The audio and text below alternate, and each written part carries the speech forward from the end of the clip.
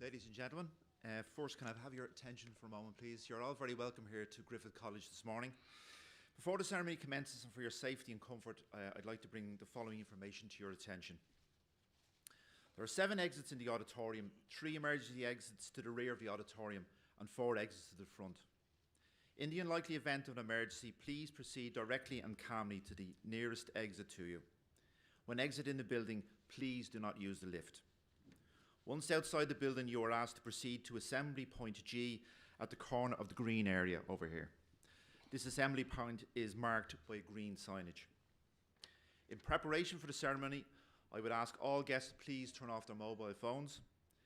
Please be aware that this event is being live streamed and photographed. And now I would like you to all please stand for the graduate procession. Thank you.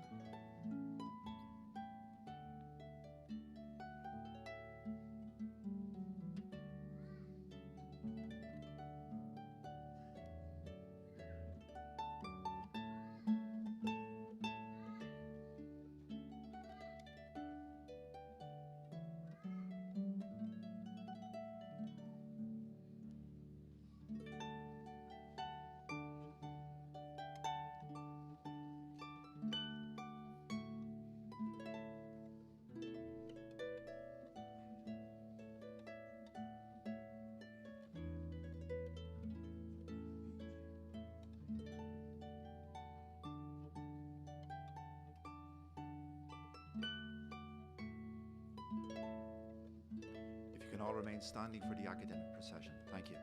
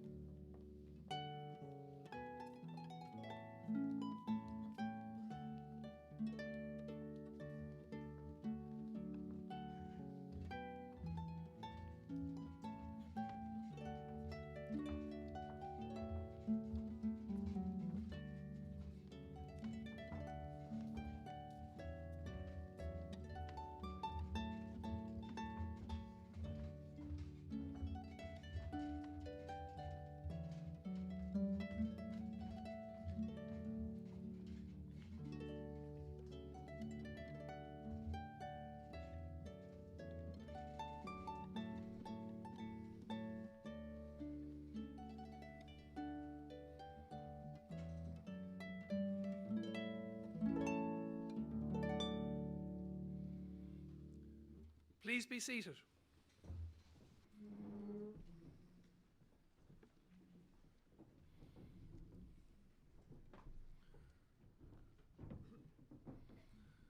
Ian Erica, Arena Uishla, Foil to Rive, good Ian Sharman shop in a run for Dov Octany or Didakush, a Rave Kemaha on Kalashta.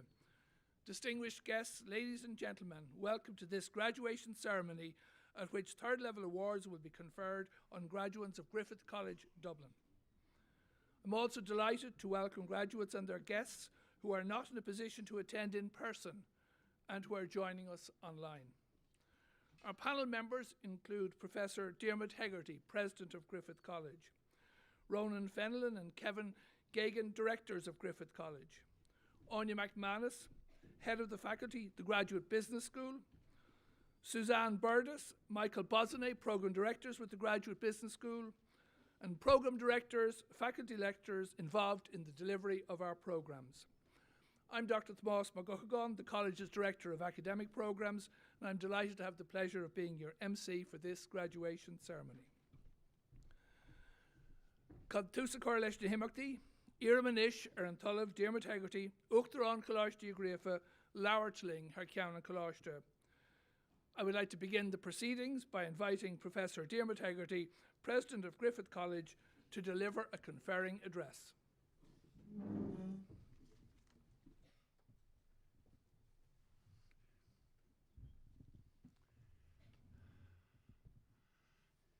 Your Excellencies, distinguished guests, colleagues, graduands, ladies and gentlemen.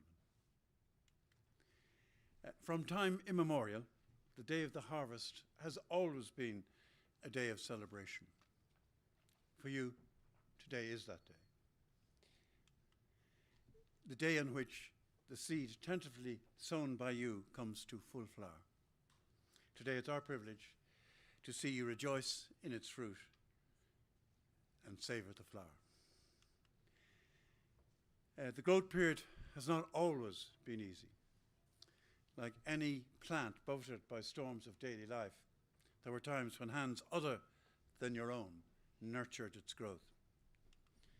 The green fingers to which I refer are those of family, partners, friends who shared your trials and tribulations, who prepared meals for you, who put up with your inevitable but hopefully few cranky moods, and those who readily accepted the stress that you were so relieved to pass on.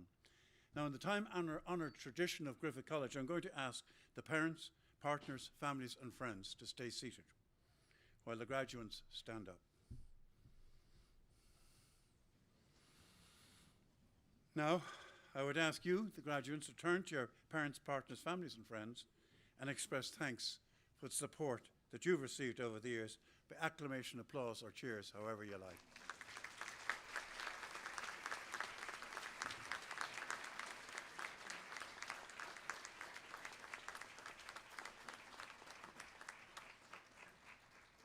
Do sit down.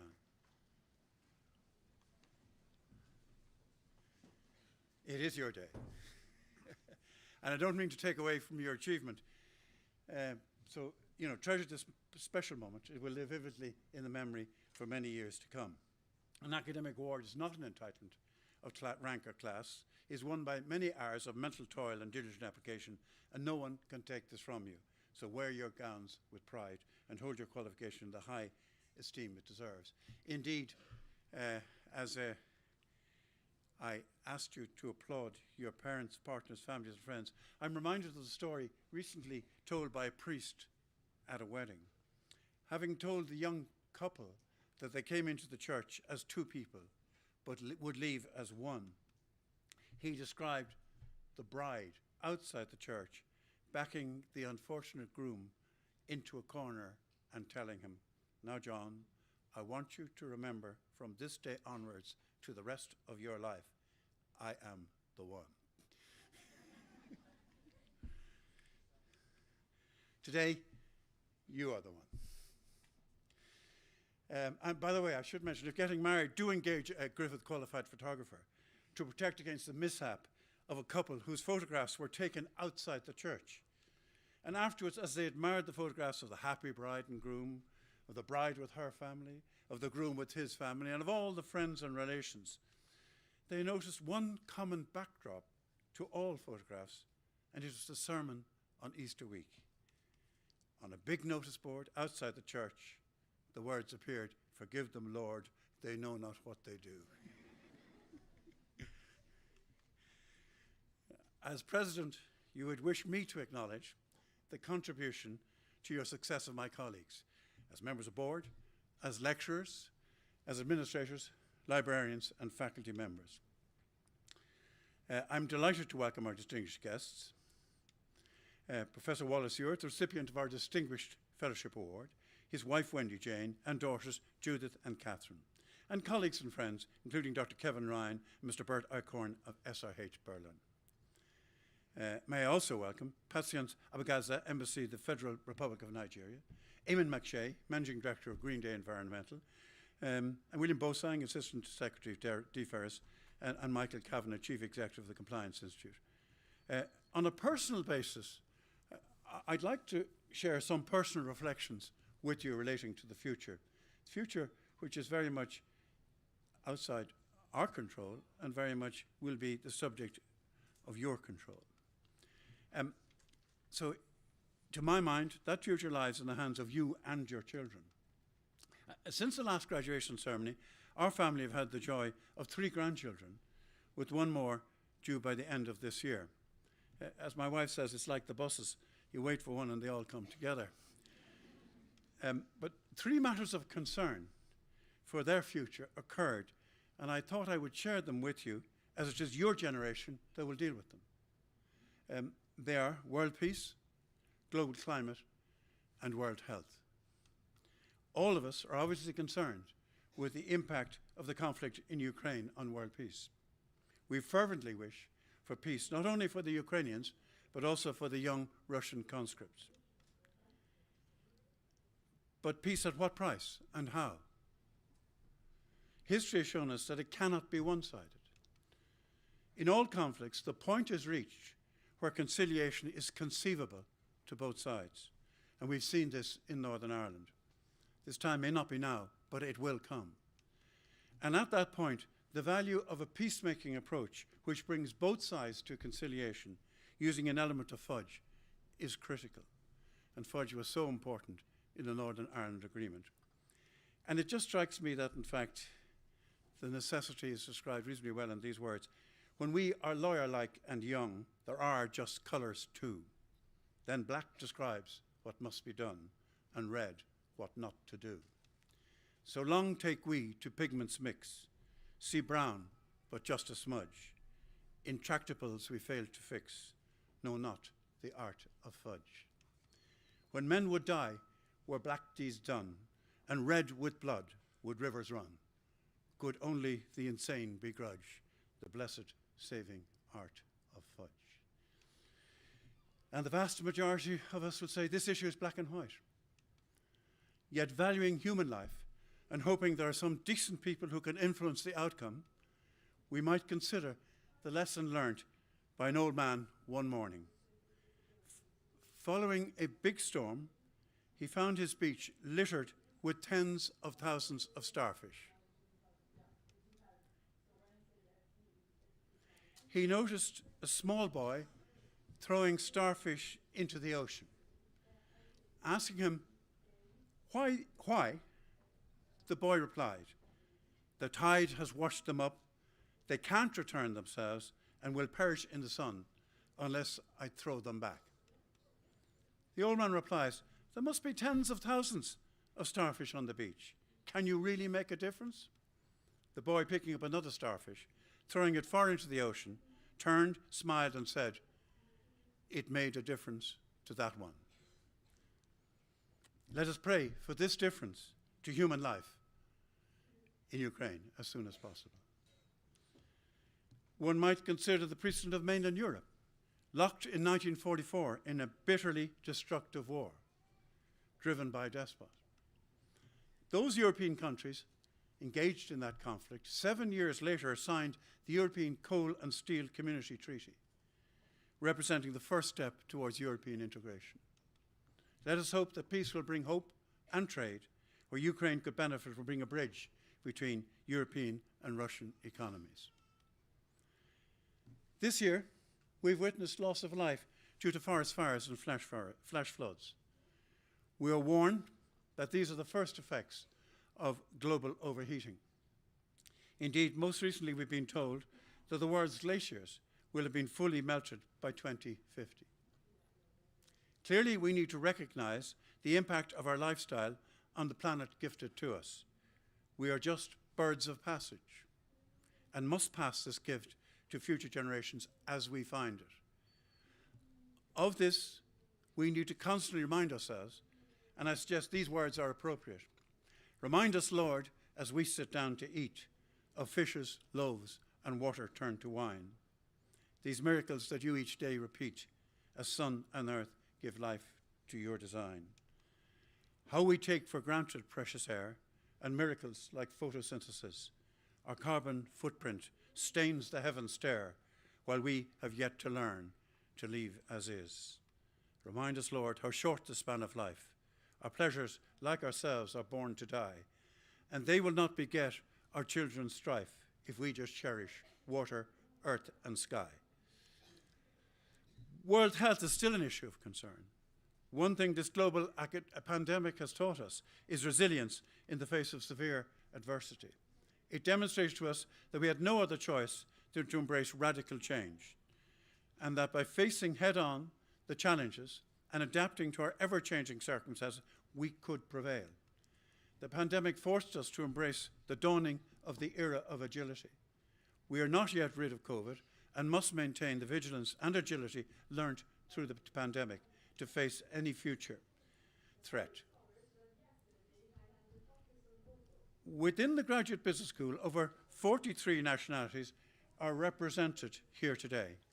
We have the largest cohort of Graduate Business School graduates, with 385 learners graduating across 2 ceremonies today.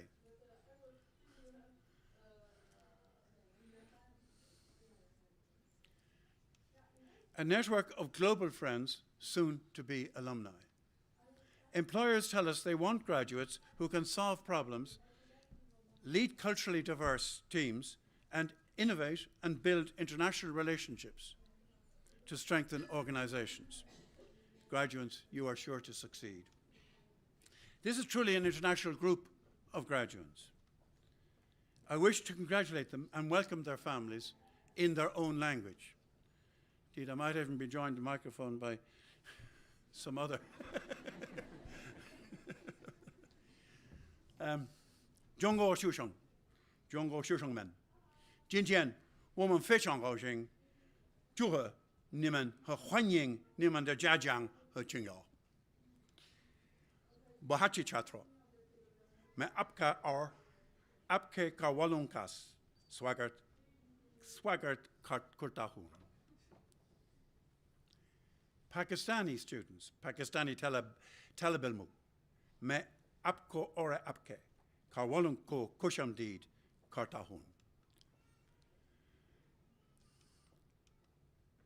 Turkish students, Turk Soranjala, Ailelar Kushlamak. Estudiantes brasileños y portugueses, parabéns. Y que sus familiares y amigos sean bienvenidos.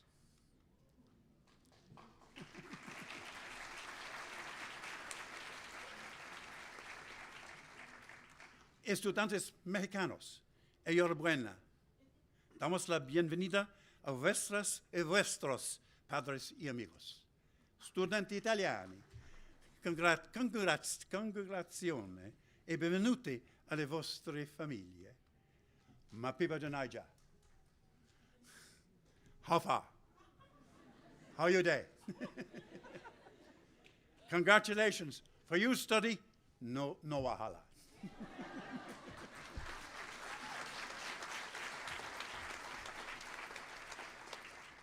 Agus Miklin Ernach, Forgerov Carda, August Guelta.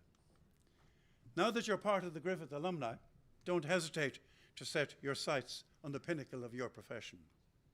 Your standards are set by your fellow alumni who over the last few years took 34 prizes. So far this year have taken 19 prizes across all accounting body examinations.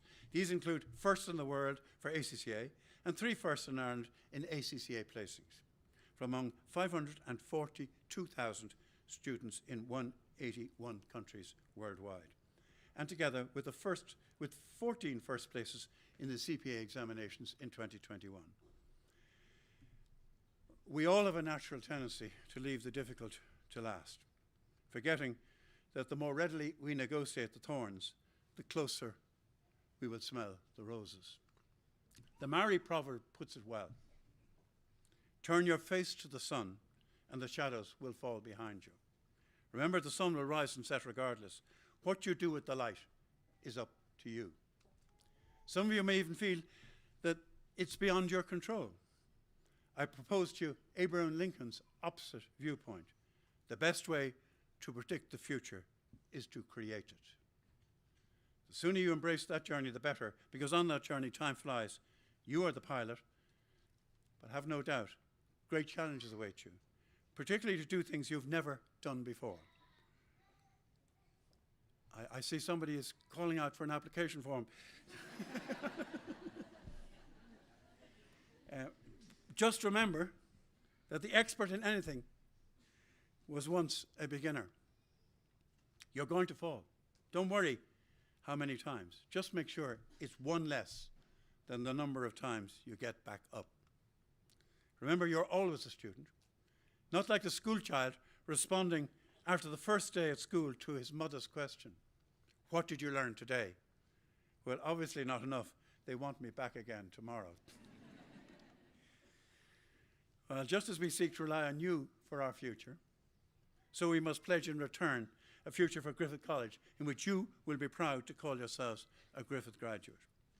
Key to the value of your award will be university status for Griffith College, and the college's programs are already accredited by Quality and Qualifications Ireland and internationally benchmarked through our National Qualifications Framework.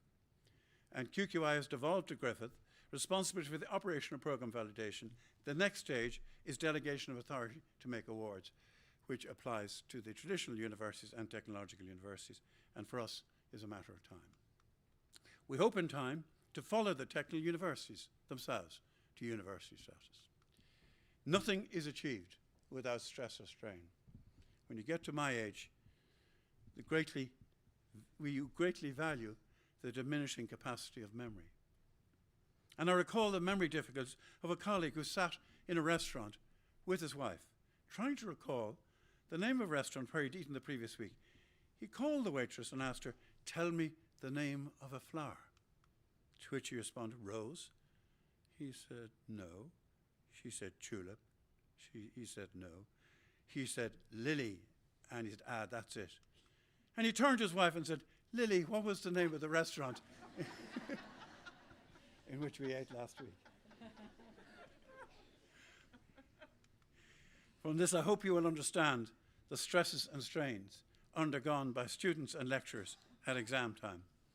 To all graduates, may I express the hope that over your period with us, Griffith College will have found a place in your hearts as you have in ours. I want you to know you're always welcome on campus, socially, educationally, or just to show off the new BMW.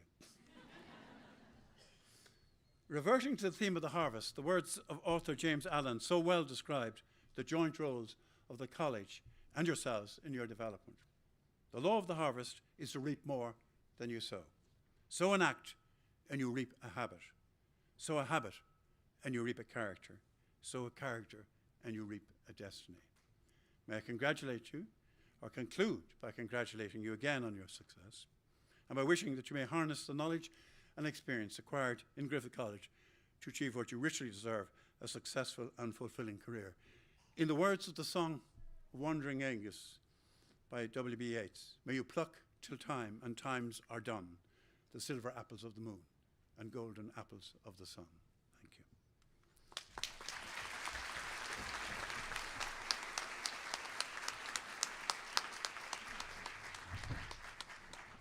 Inish, while in fáilte go ráibh go dtí an cuid an ócáid in run for a cáilíochtaí náisiúnta coláiste agus idirnáisiúnta a raibh céimeatha an coláiste. I now welcome you to the part of our proceedings at which national and international awards will be conferred on graduates of the college, and I declare open this awards ceremony. Iarab an talamh Diarmaid Hegarty, Uachtar an Coláiste Griffith, cáilíochtaí náisiúnta agus idirnáisiúnta a bhrunne na raibh céimeatha atá dar Herbert ag an coláiste. I call upon Professor Diarmaid Hegarty, President of Griffith College, to confer awards on the graduates of this college presented by the college for that purpose.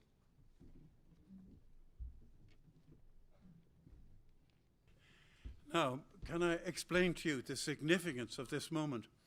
You will have noticed that I referred to you by probably a word you're unfamiliar with, which was graduands. And graduands, the Latin gerund, are those in course of graduating. At this point, and after I have actually stated the words of conferral, conferring your awards on you, you become graduates. So if anybody calls you a graduand from now on, okay, just put it down to the fact that they do not enjoy the benefit of a classical education. So you are now, following this conferral statement, you are graduates. Har clán Coláiste I Griffith, agus cóirle dearbh Calíchta agus Calíchta Éireann. Brinam Calíchtaí Cheolamóra an Coláiste a bhíonn caitheann amach I lechna Calíchtaí agus irim go gurtar na Cheolamóra fimahráid chun go féidirlam a gcuid pár a churbar dóibh go fórmúil. That for those of who are non-Irish students is expressed in the Gaelic language. And for their benefit, I'm going to repeat it in English. On behalf of Griffith College and Quality and Qualifications Ireland, I hereby confer the awards on the learners of the college who have achieved the standards determined for those awards, and I ask that those learners be presented to me that I may formally present them with their parchments. Irbanish Anya McManus, Ceann Dáibhe, Lauertling, her Ceann Sculganó de Céimeatha. I call upon Anya McManus, head of the Graduate Business School, to deliver a conferring address. Good morning, everybody. I have to bend down to this microphone. Today is an exciting day for the Graduate Business School. Gathered here today is our largest number of graduates since the opening of the school over 20 years ago, with graduates from all over the world, 43 countries to be exact, 43. As head of faculty, I am bursting with pride, given the success of the faculty to date, but today is a day to celebrate your success, our graduates of 2022. I am also delighted to welcome back Professor Wallace Stewart here today, former head of faculty and founder of the Graduate Business School.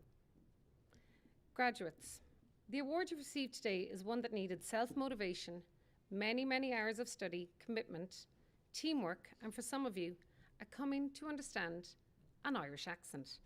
And I did hear whispers at times it was mine. While I note so many of you have travelled here today, I hope you don't mind me welcoming just a few I came across this morning who have travelled quite the distance. Berta, we welcome your mother Yolanda, who has travelled all the way from Panama. Karina, I welcome your family, Alonso, Johanna, Caroline, who've travelled from Brazil. Danish, your parents from India. Maria from Mexico, your parents are here with us as well. And the last but not least, Brianna, your dad travelled in from Canada this morning. David, good morning. And I believe there are a few children who got a day off school this morning. I'd like to say good morning and welcome to Max, Tom, Amelia and Amy. I have a feeling that many of you kids did play a role in getting your parents here today. Your technical support throughout their studies, I do believe, was much appreciated along the way. Today is the hinge on which swings the door that you open to leave the Graduate Business School and to begin to face a fast and challenging world. How could we possibly have prepared you for the uncertain challenges that await you? I hope we do by giving you 3 pillars upon which to support yourself, that are knowledge, vision, and confidence. Let me first speak about knowledge. Assignments, group projects, company presentations, examinations. I can safely say that we have assessed you in all aspects of the knowledge acquired within your programs, and given that you're all here today, you all passed with flying colours. A second pillar I hope that we've given you is that of vision. It is not enough to know the world as it is. When you leave this auditorium, you must be able to imagine the world as it might be.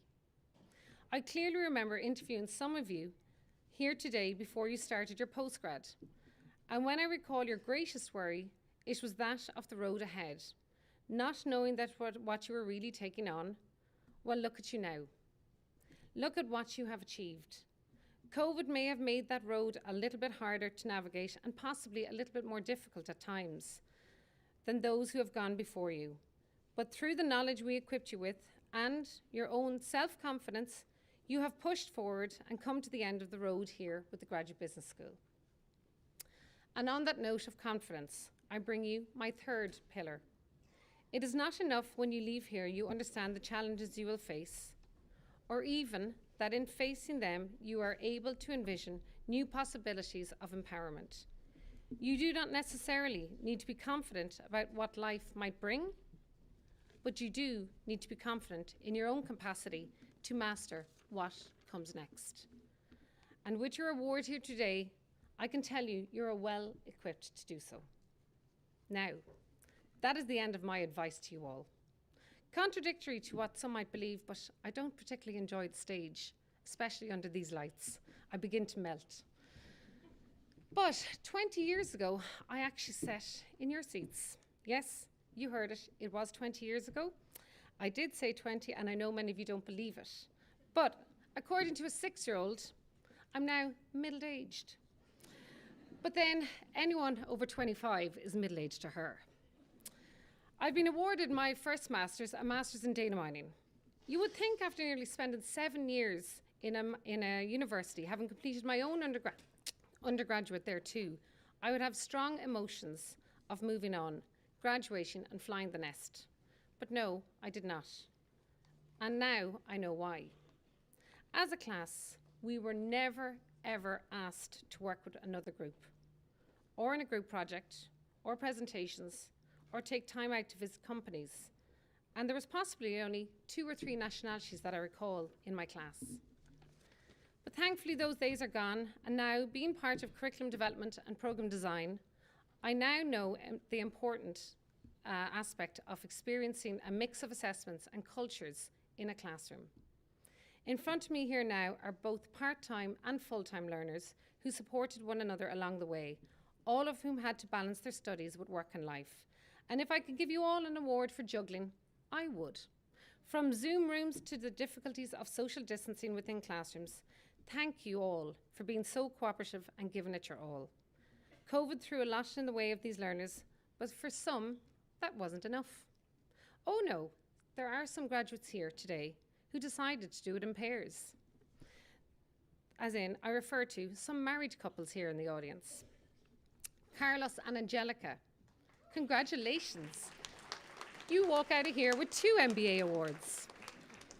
Emily and Sean, congratulations also on completing your postgraduate programs together. And that wasn't enough. We have baby Tom to welcome as well. So there you go.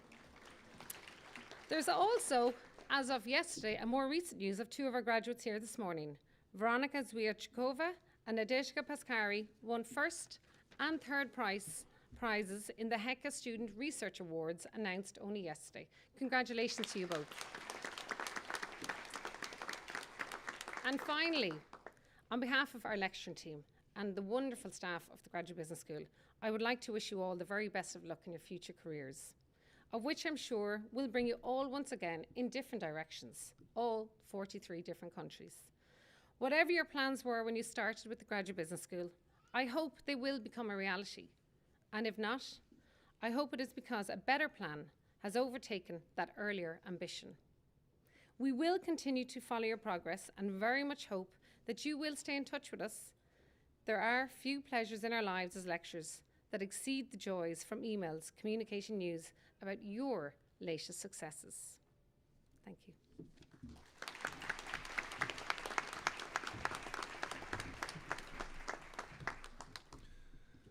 Anish Iramer Michael Bozanay, Stjorahor Clor, Irahori Herbert. I call upon Michael Bozanay, Programme Director, to present postgraduate and master's candidates in respect of the Graduate Business School's International Business Programmes.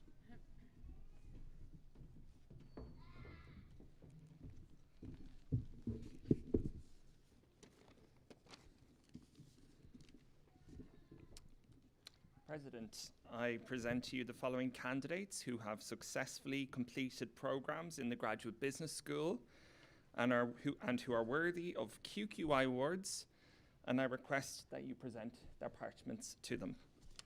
Okay.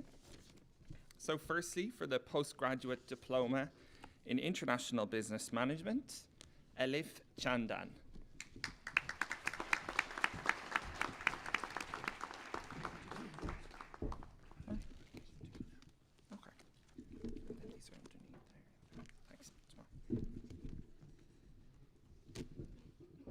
Mihaela Kojakari.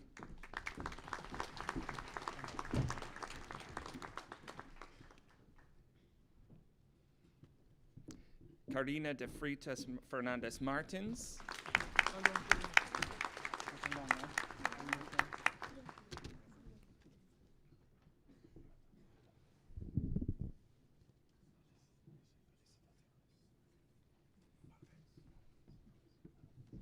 Mohammed Salman Dilawar.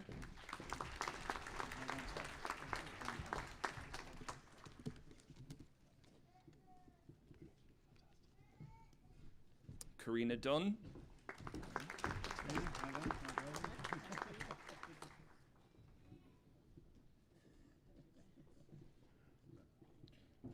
Glendon Leonardo Fernandez.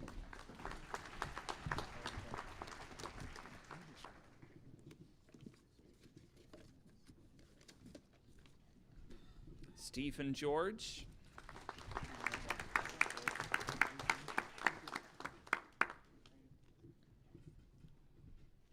Kamal Gokar Jeezer.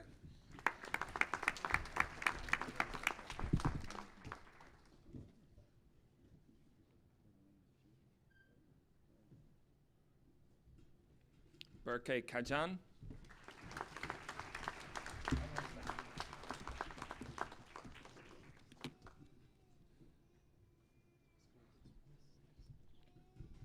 Vanessa Kuzendorf Aurelio.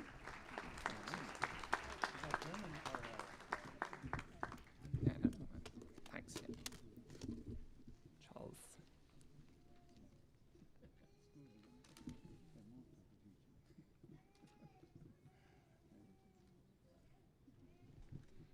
Beza Kurt.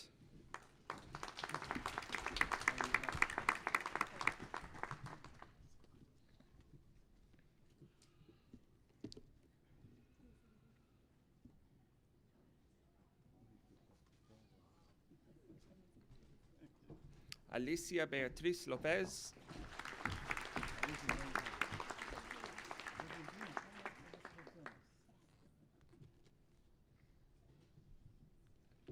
Muhammad Fajar Malan Dilil.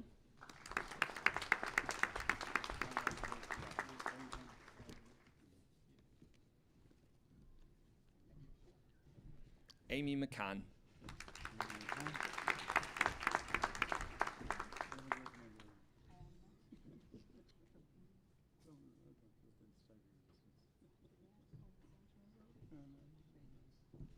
Sarah Malali.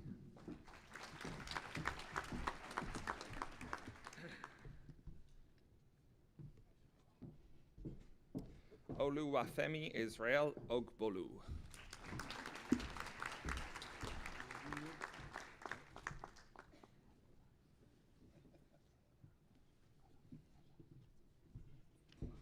Emre Oni.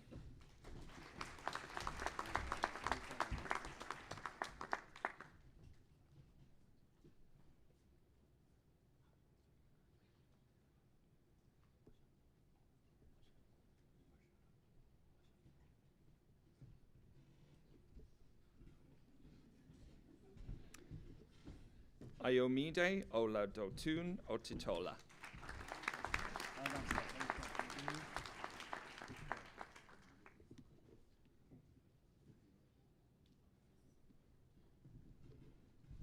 Aparna Prakash.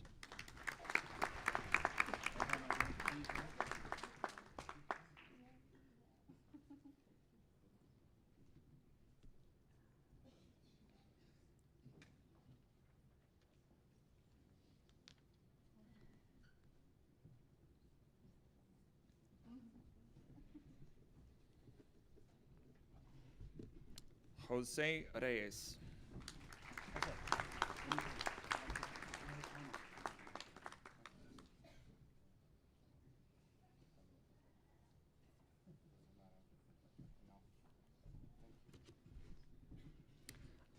Akhil Denshwari Senthil Kumar.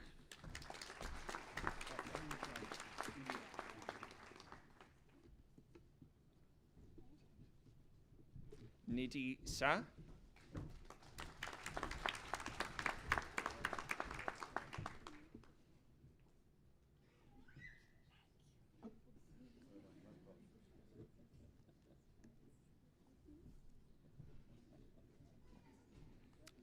Kevin Jude Shihabira.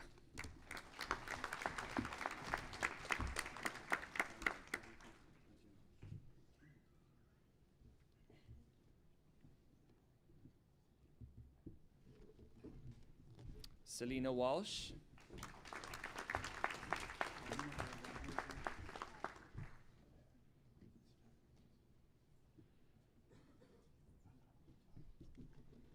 Gotche Yilmaz.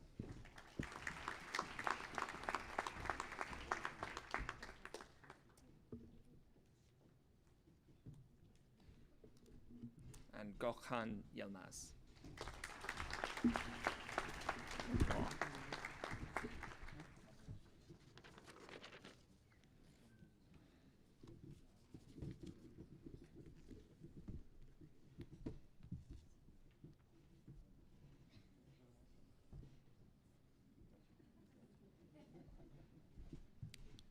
And now, the Master of Science in International Business Management, Saeed Wahid Rabbani.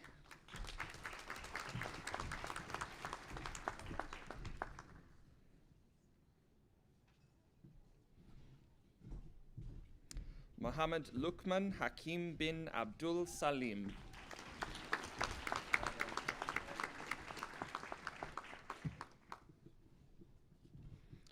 Berenice Montserrat Aguirre Sedano.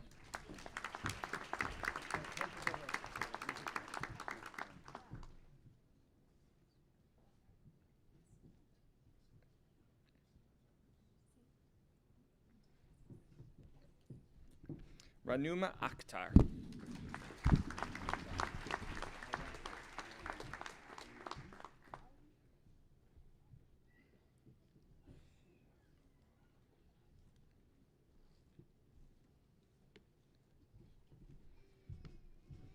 Emmanuel Numbogo Akonobi.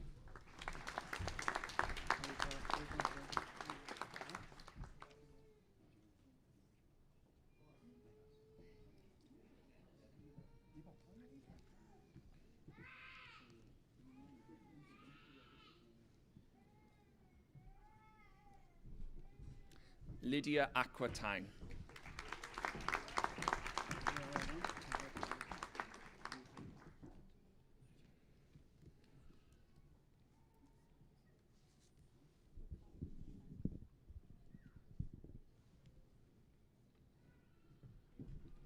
Maria Fernanda Alvarez Rojas.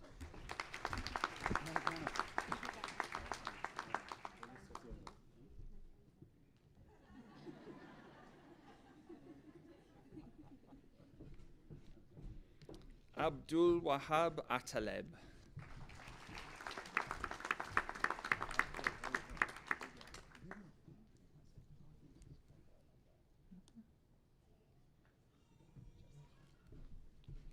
Scarlett Ava Otero.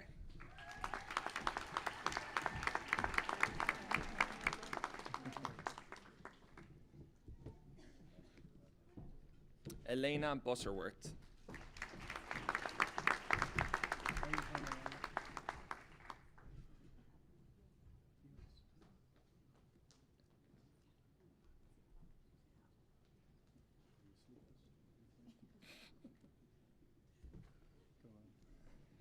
Kiva Carpenter.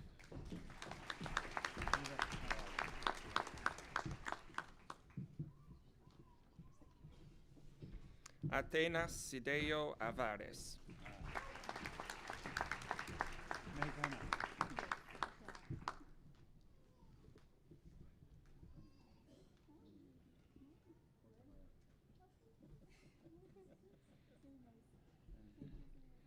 Marta Cesar.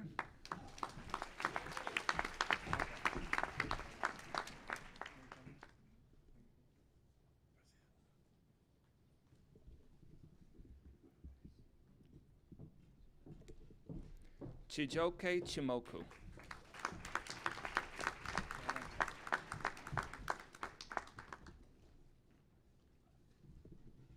Patrick Clifford.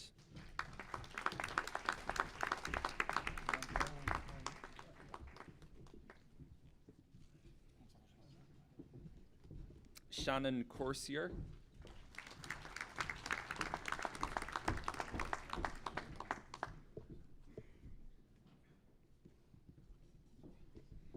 Berfu Dan Oglu.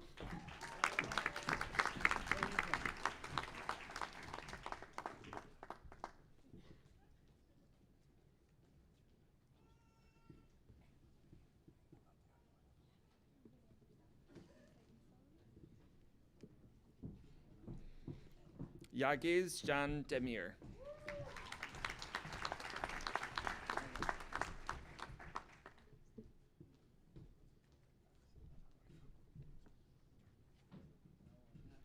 Vibhuti Sanal Desai.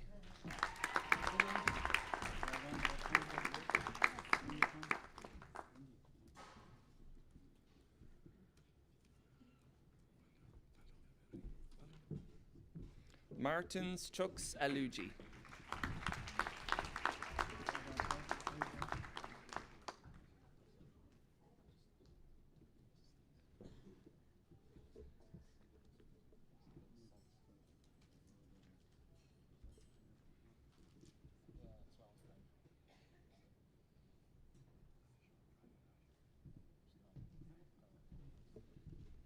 Adezi Ezi.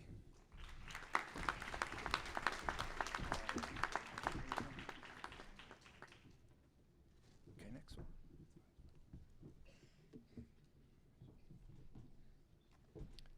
And James Farher.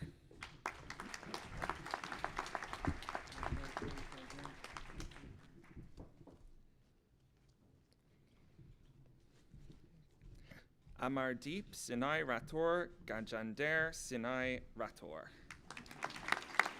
Any more?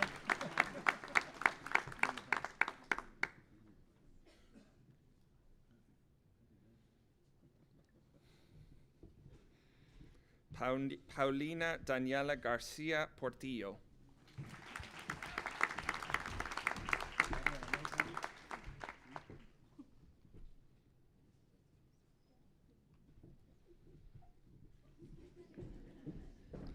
Sandra Karen Gutierrez Sanchez Recio.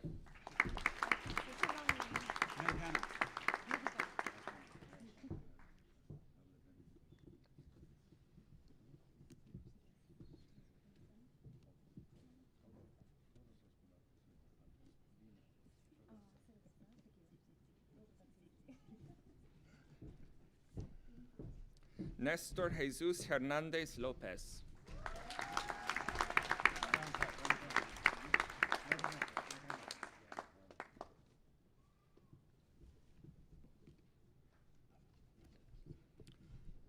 Dulce Sharon Ebby.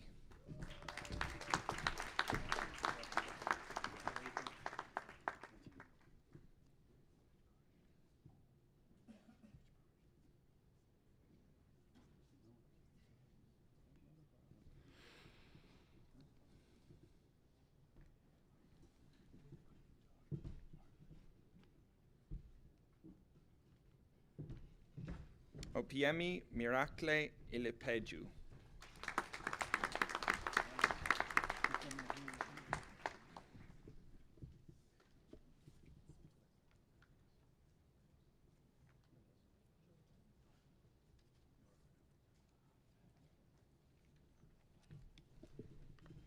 Jeren Karaman.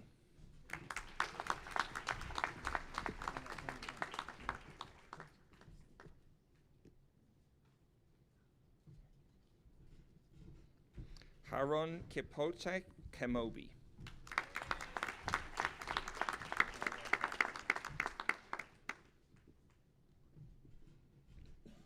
Gertrude Cherakotich Coach.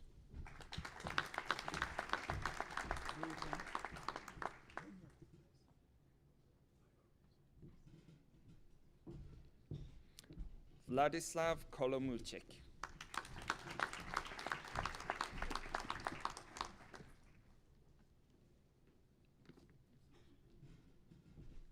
Nedim Talha Kuchek.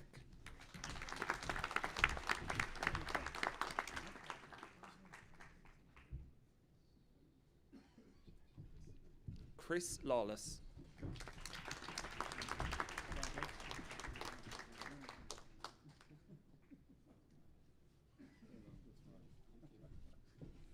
Isabel Lourdes Yave Huelola.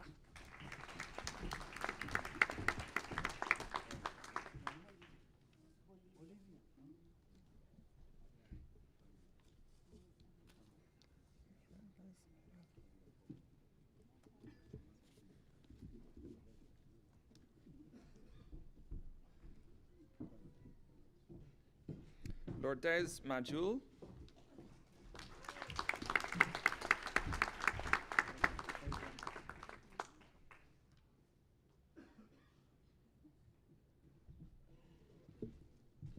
Clodagh McAvedy.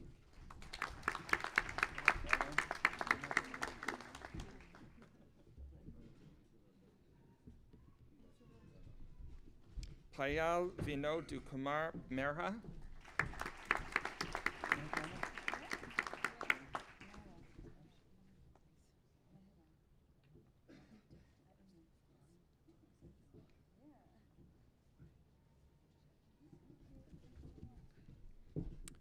Gilbert Mwewaze.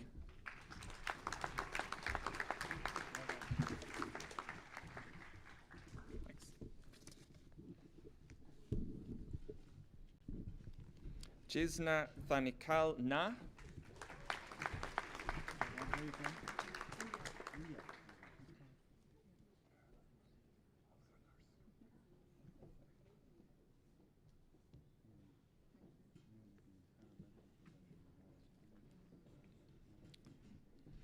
Sumant Chowdhury Paladugu Na.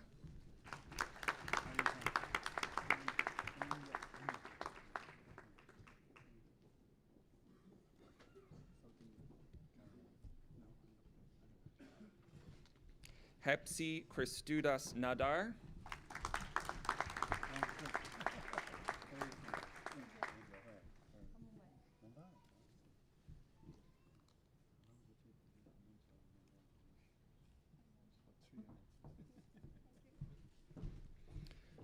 Javas Bruno Chimazu Nwama.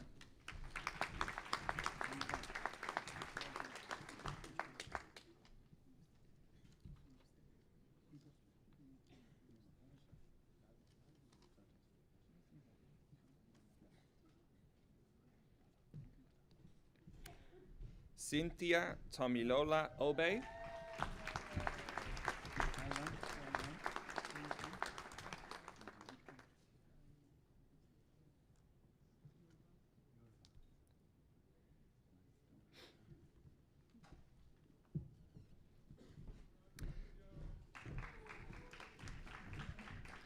Melanie Jarusa Ochieng.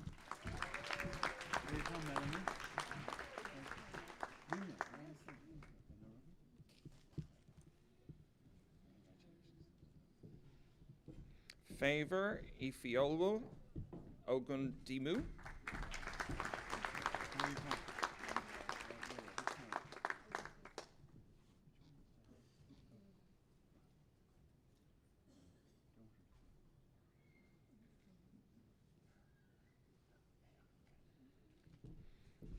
Nautic Abayomi Olgunlade.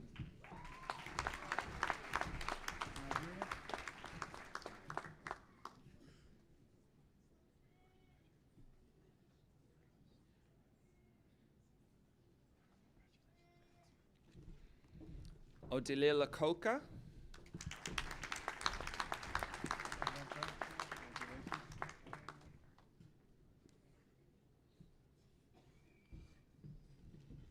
Stephanie Oliveira.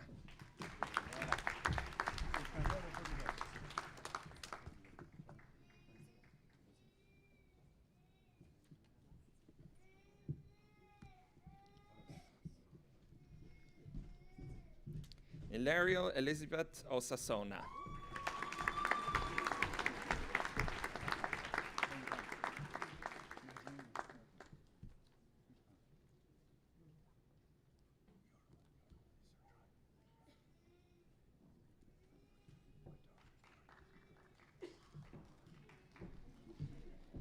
Karen Padilla.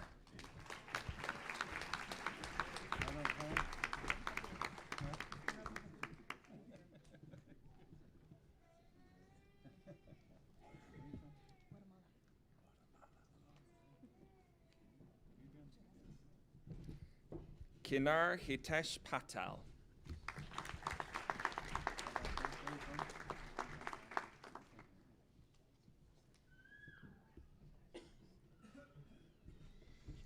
Amit Pawar.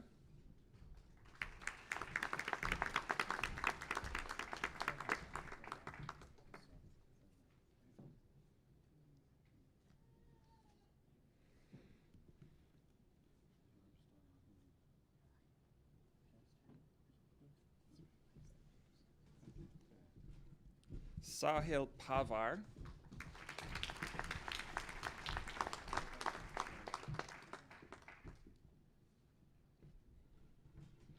Niraj Pukoti.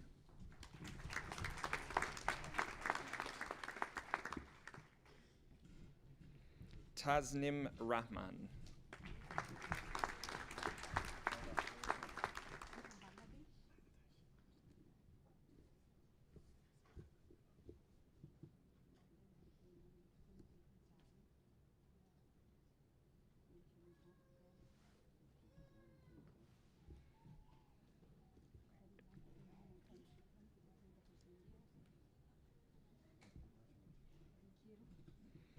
Sanem Sanal.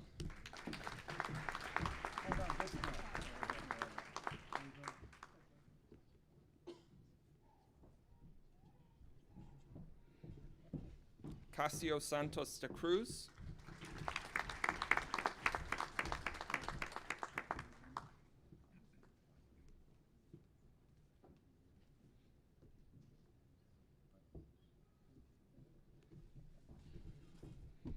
Dinesh Sen.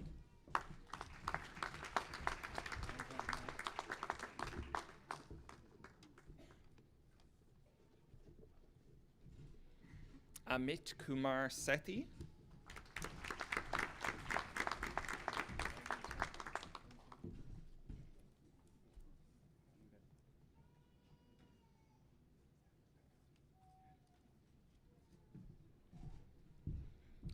Sharon Elsa Shaju.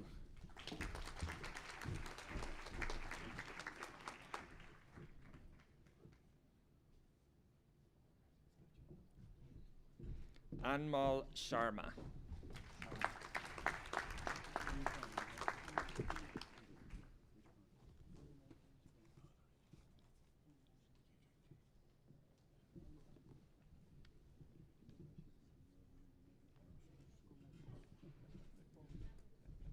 Yeshim Sonovar.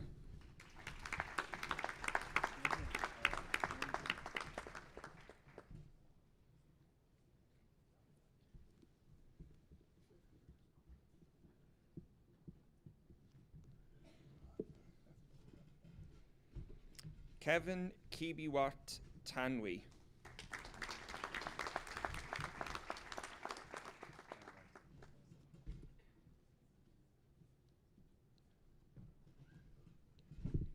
Avimanu Tanwar.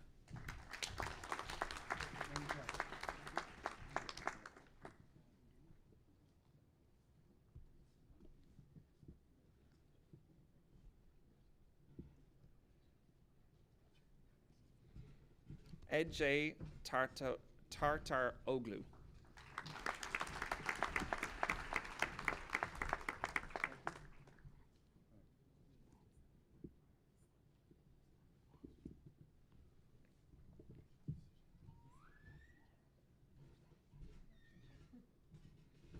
Jayati Tayal.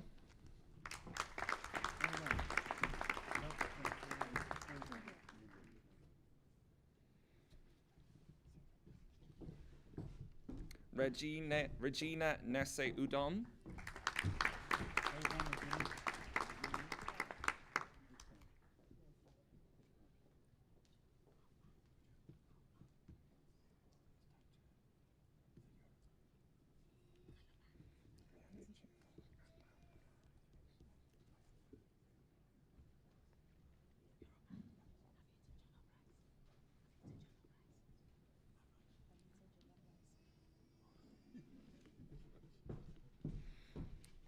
Obianuju Adanma Uzohu.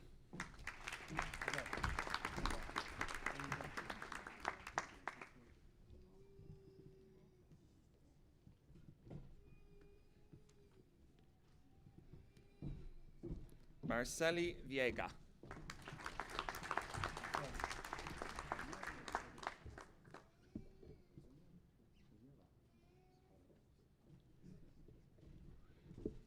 Oscar Were.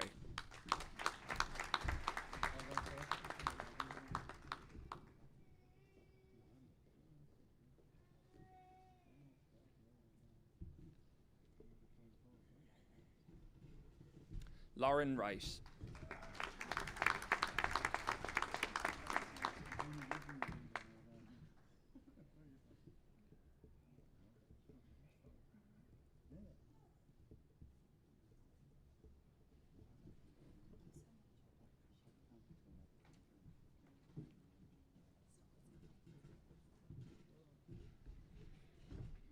Humeira Yaila.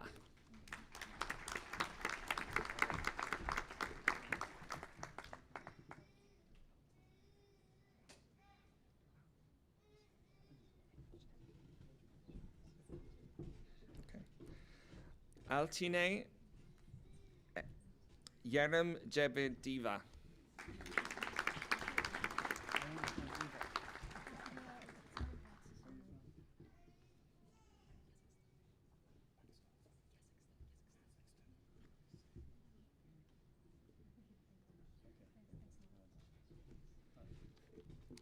Faith Sally Zor.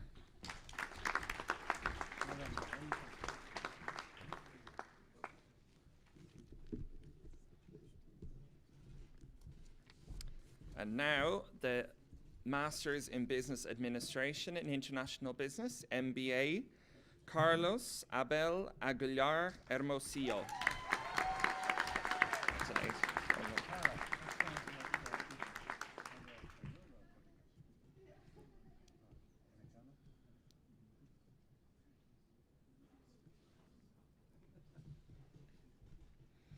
Berta Bermudez Solis.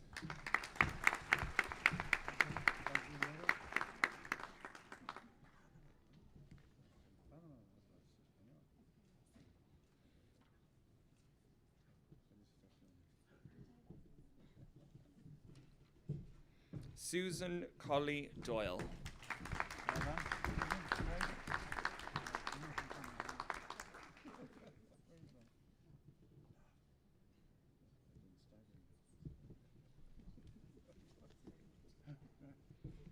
Barsa Das.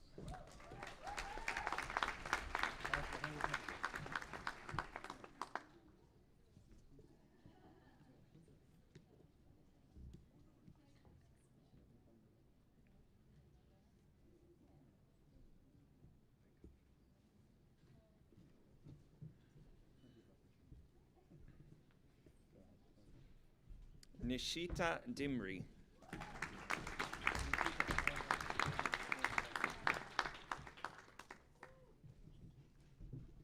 Raymond Halpin.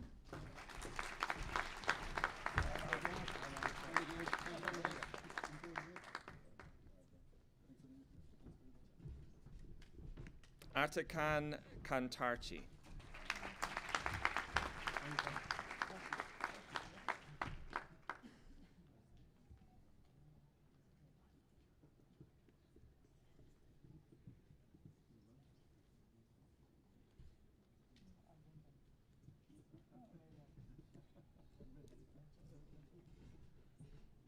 Muyu Lee.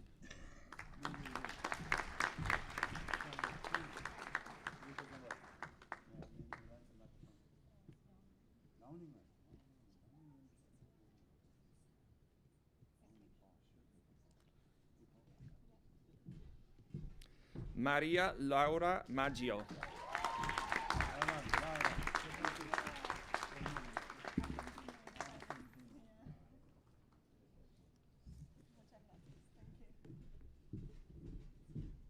Ezgi Ozus.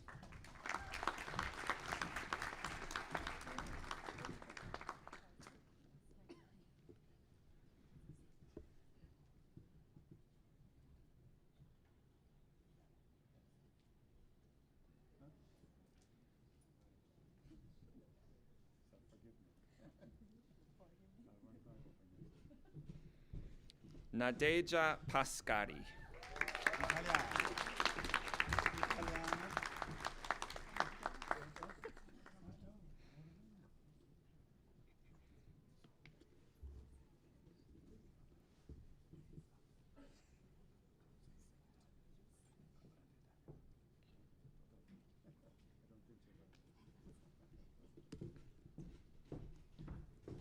Angelica Berenice Picasso Medina.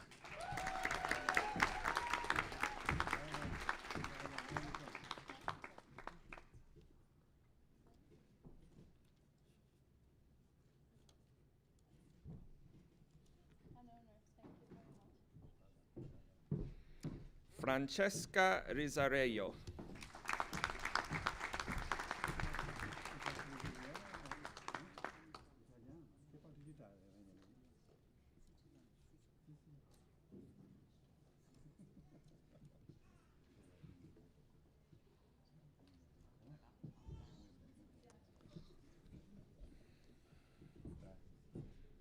And Dilje Seville.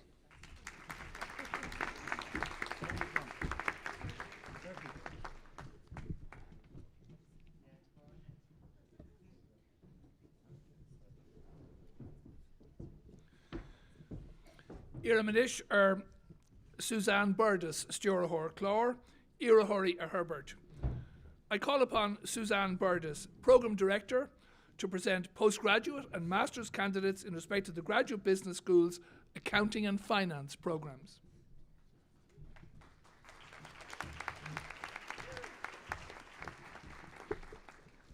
Now we go to the dark side, the accountants, my people, my people. President, I present to you the following candidates who have successfully completed programs in the Graduate Business School and who are worthy of QQI awards, and I request you to present their parchments to them. Postgraduate Diploma in Science and Accounting and Finance Management, Juliana Altieri.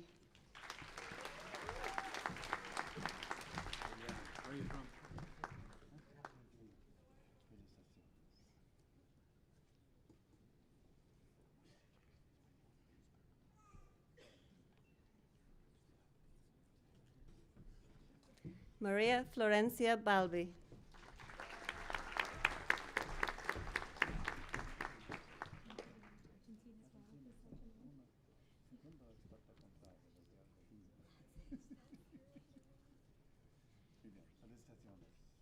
Guilherme Tadu Berg de Sousa.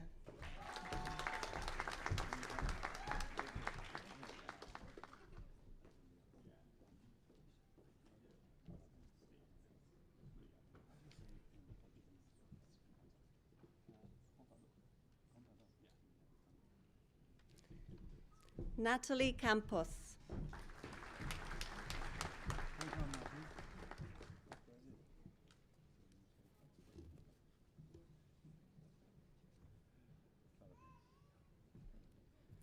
Yuva Raju Manakanta.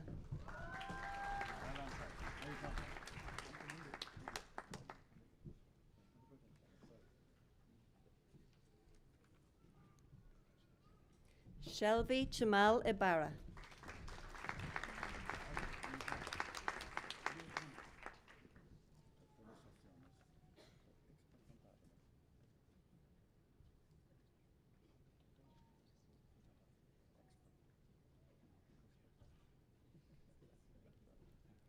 Christina Nazarica Cherkow.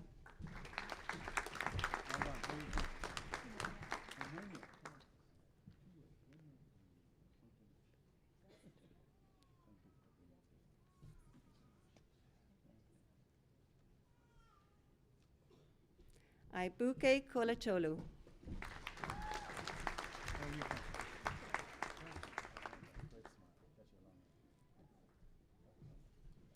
Alison Conway.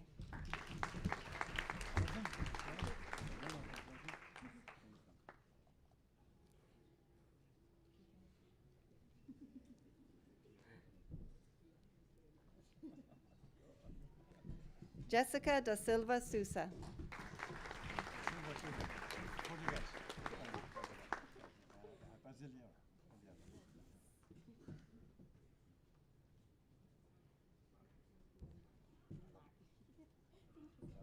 Suzanne de Little.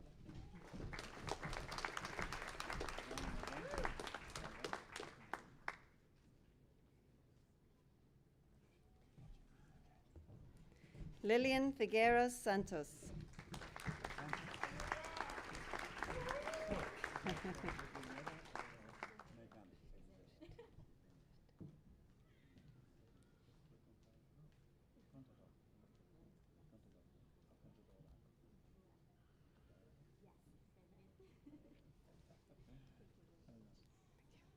Ritu J. Soal.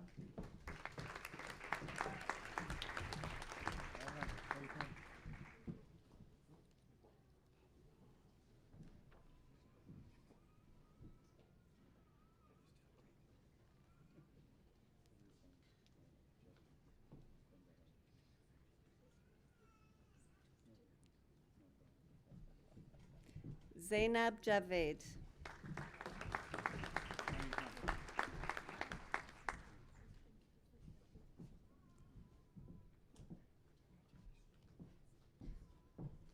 Dania Maria Joseph.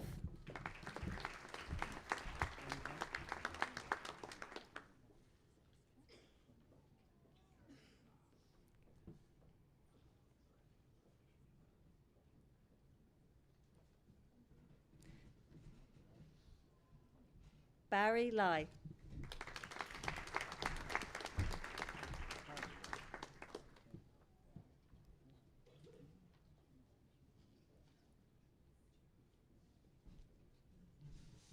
Fabiane Milbrath Konsgen.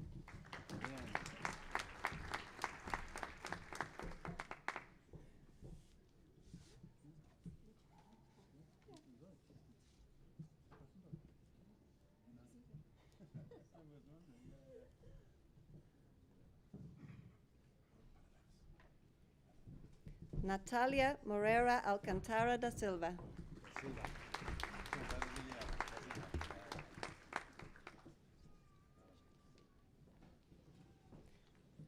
Tomi Nilapana.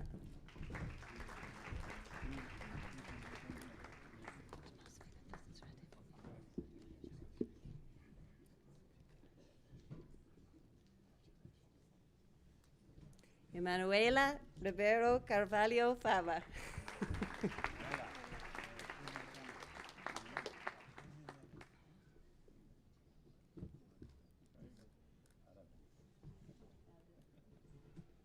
Francesca Salamina.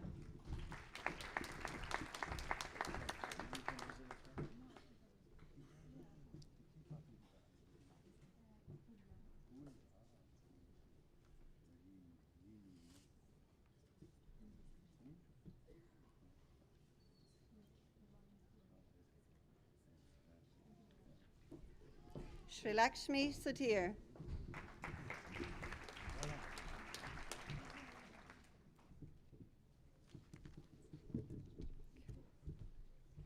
Emma Tierney.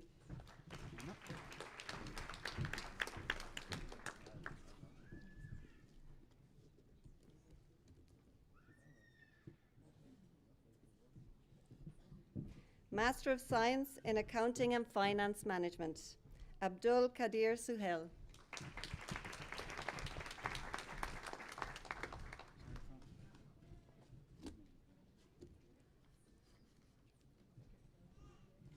Alina George.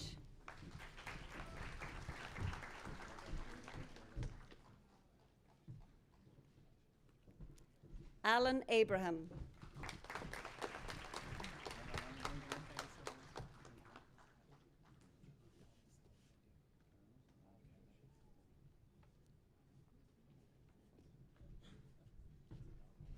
Mohammed Awais Akhtar.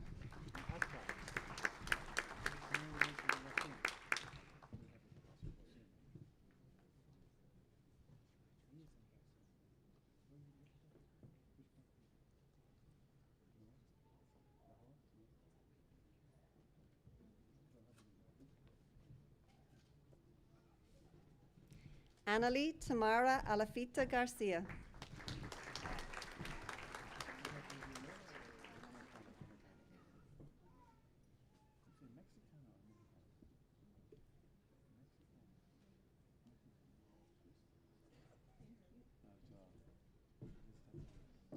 Uchenna Felicity Anukam.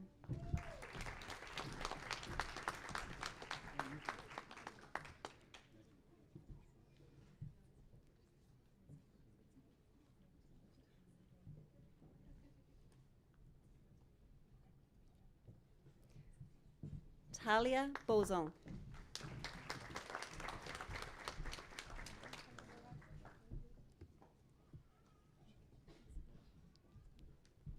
Hattie Stogan.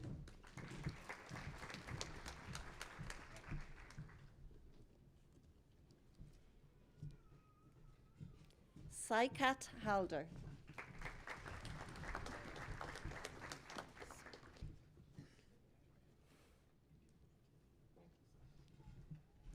Alaverdi Ismaili.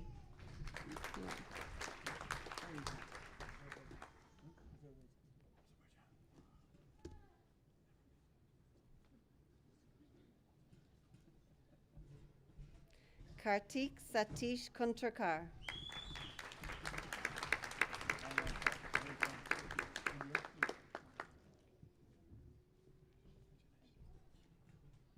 Jibu Karavilla Sabu.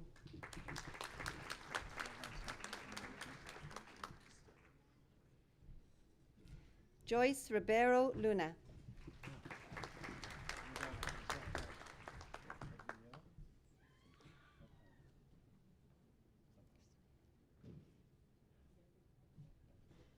Sana Matthew.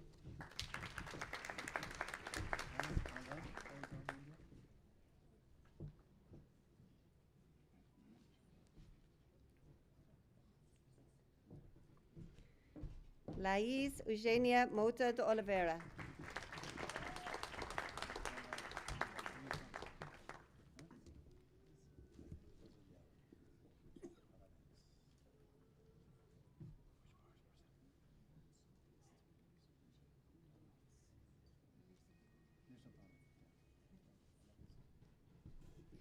Fuad Mohammed Sanin.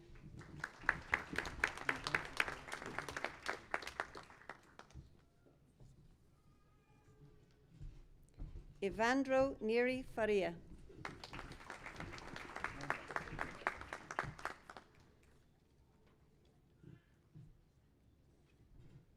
Angelina Bushmiri Ninsima.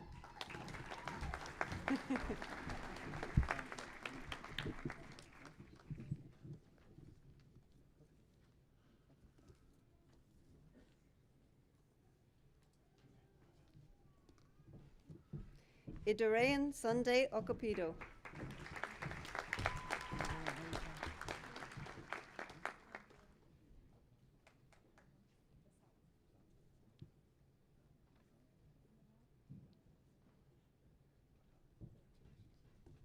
Christian Daniel Oliva Canche.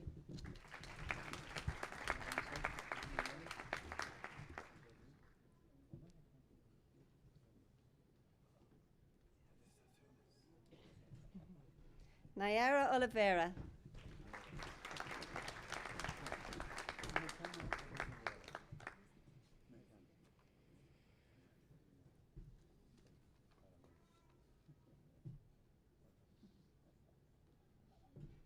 Natasha Oliveira Sejera.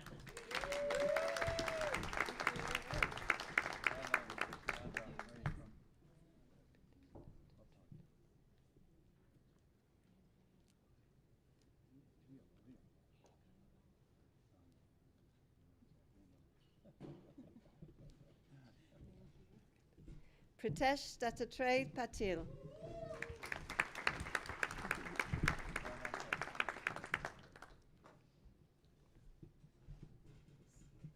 Huang T. Fong Trong.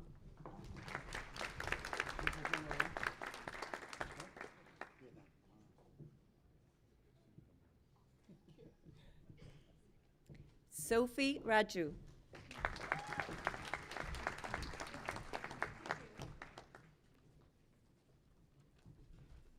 Gayatri Natasha Ramanayaki.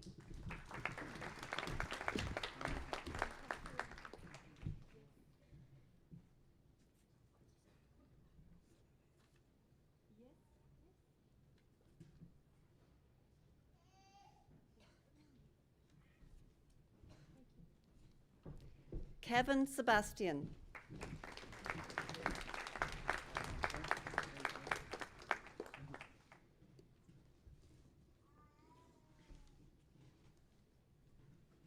Hudson Silva.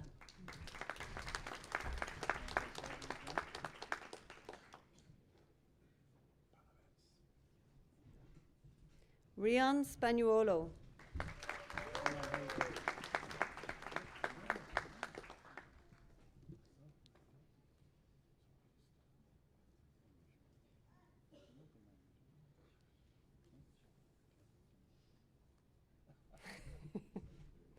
Amal Sunny.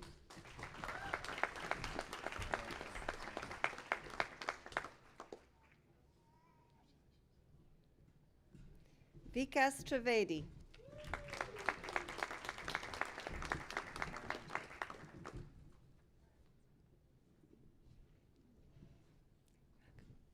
Amani Yahya.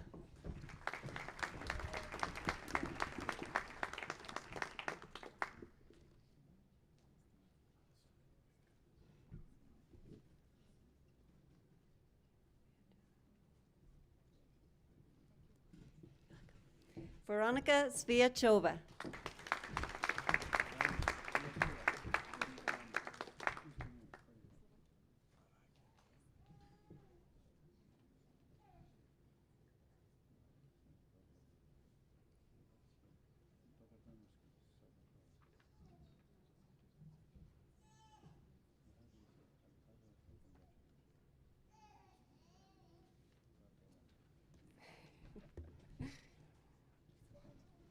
Kafalat Adoronki Raji.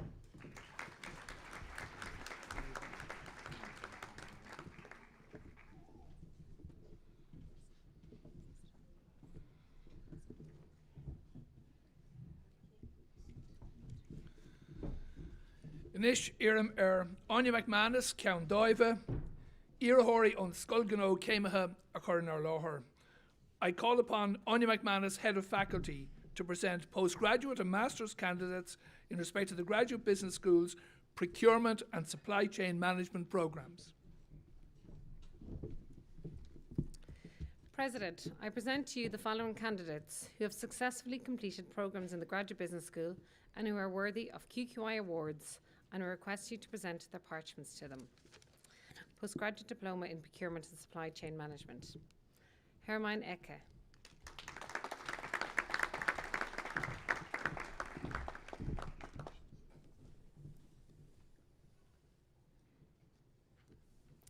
Conan Finn.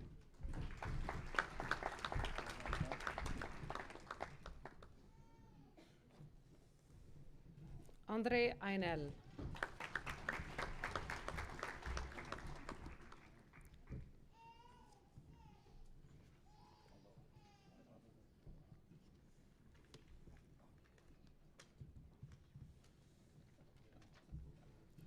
Carolina Lavra da Selva Pinto.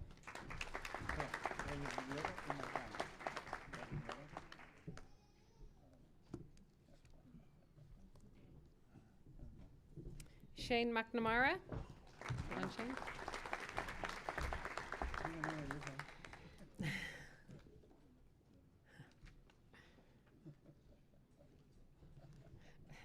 Jack McGrath.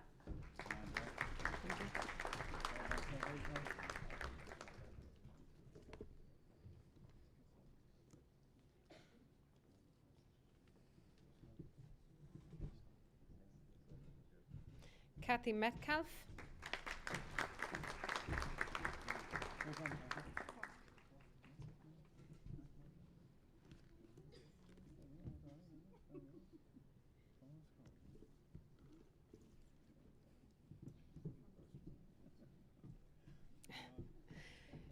Sinead Power.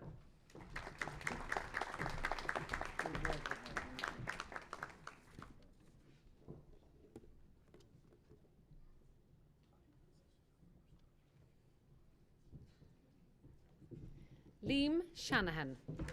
Woo!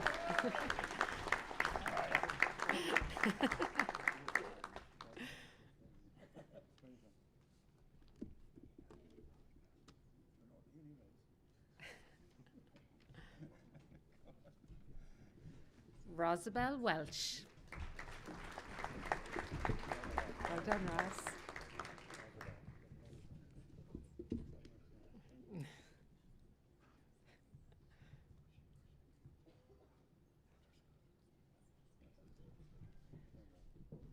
Now for our Masters of Science in Procurement and Supply Chain Management. Juliana Couvray.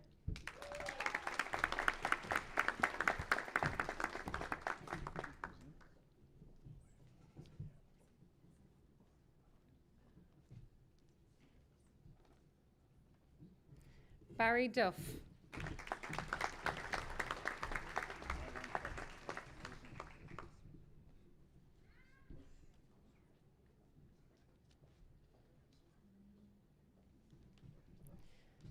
Brianna Hartwick. Hello, Brianna.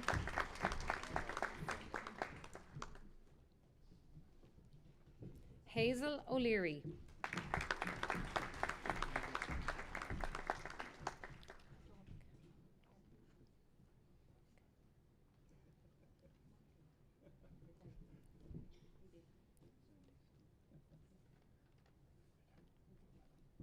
Omafadeke Opalawero.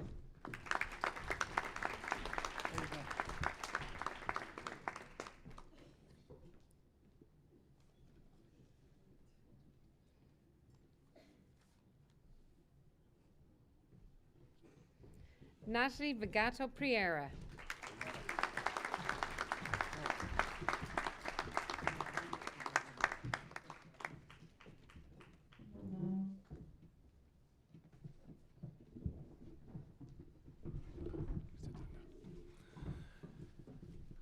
Curran Seo Creach le Brunnan and Octany.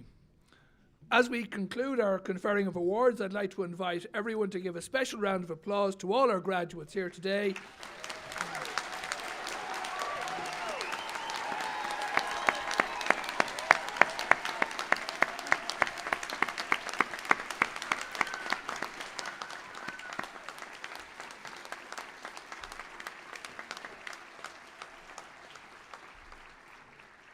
And why not also one for our graduates online who are not here today with us, okay?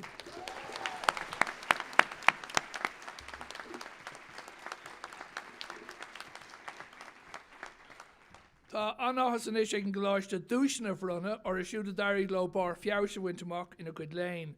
The college now has the pleasure of announcing a number of prizes which are awarded to graduates who have achieved excellence in their studies.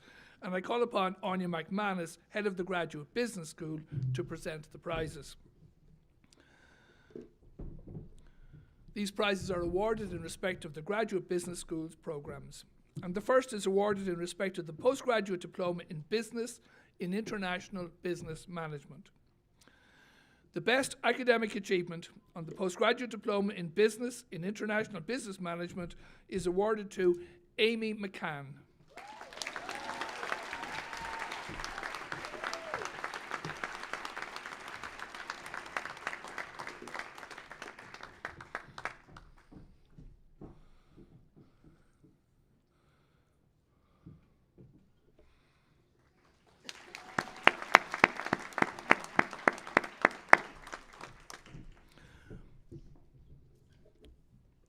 The following prize is awarded in respect of the Master of Science in International Business Management.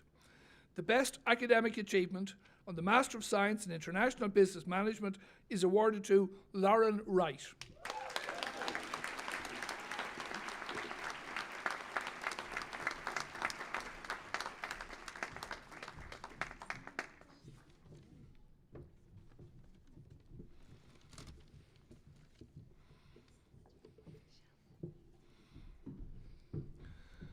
The next prize is awarded in respect of the Master of Business Administration, the MBA in International Business.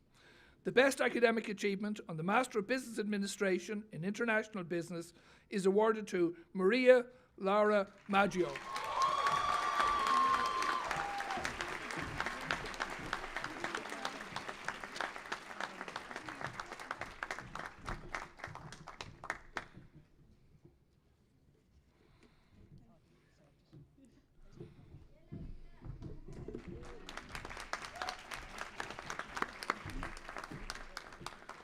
Following prize is awarded in respect of the Postgraduate Diploma in Science in Accounting and Finance Management. The best academic achievement on the Postgraduate Diploma in Science in Accounting and Finance Management is awarded to Emma Tierney.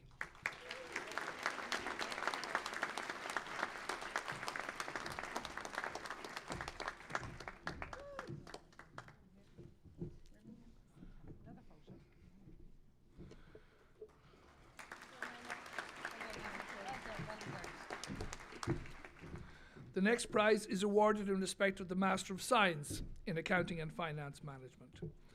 The best academic achievement on the Master of Science in Accounting and Finance Management is awarded to Veronika Zvijakova.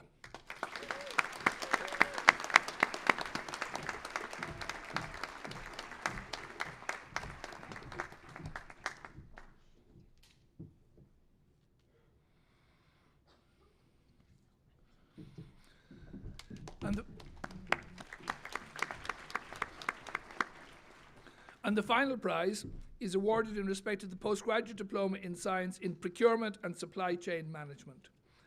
The best academic achievement on the Postgraduate Diploma in Science in Procurement and Supply Chain Management is awarded to Kathy Metcalf.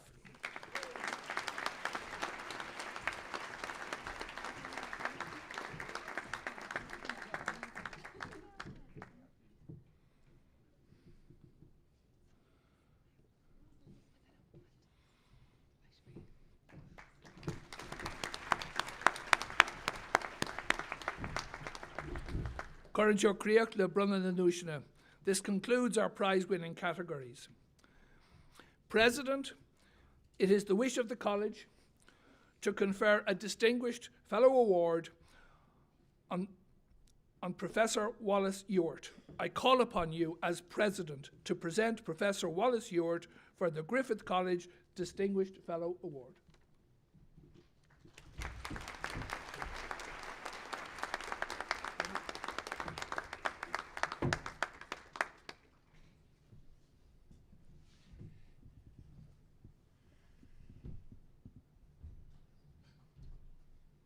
Do you want to sit down? This is a long one. Okay. Professor Wallace Ewart was born in Achogel, County Antrim, where at Four Towns PE School he first experienced his two passions of his life, sport and mathematics. His headmaster, recognizing these primary interests, gave 2 to 3 tests per week, the success in which was rewarded by early release for lunch, time spent by Wallace on the football pitch.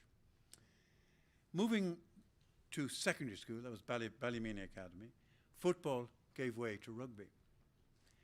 Meeting well the greater academic challenge, Wallace completed his O-level and A-level exams in the same year, qualifying for Queen's University, but a year too young at 16.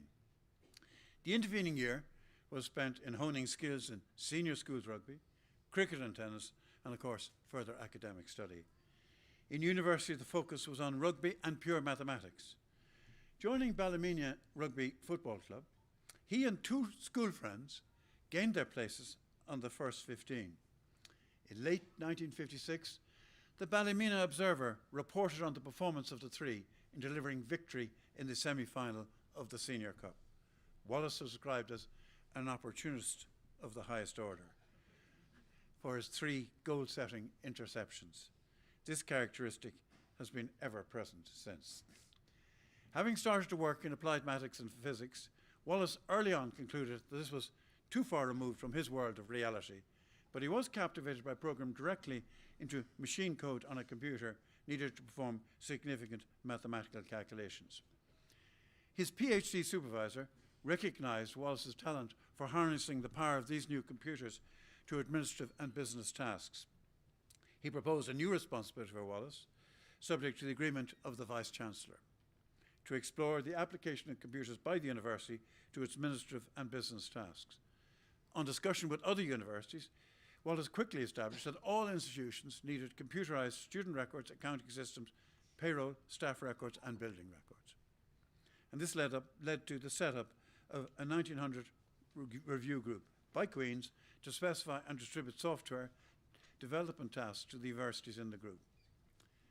The further development of an IT system, at the Vice-Chancellor's request, focused on the allocation of a new building between 2 departments based on hard data, and this led to consultancy assignments in Singapore, South Africa, and Hong Kong, and development of courses for university administrators, which were well attended by Irish universities.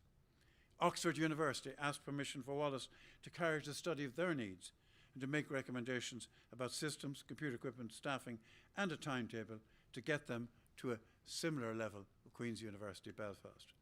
What followed that report was a job offer to implement recommendations.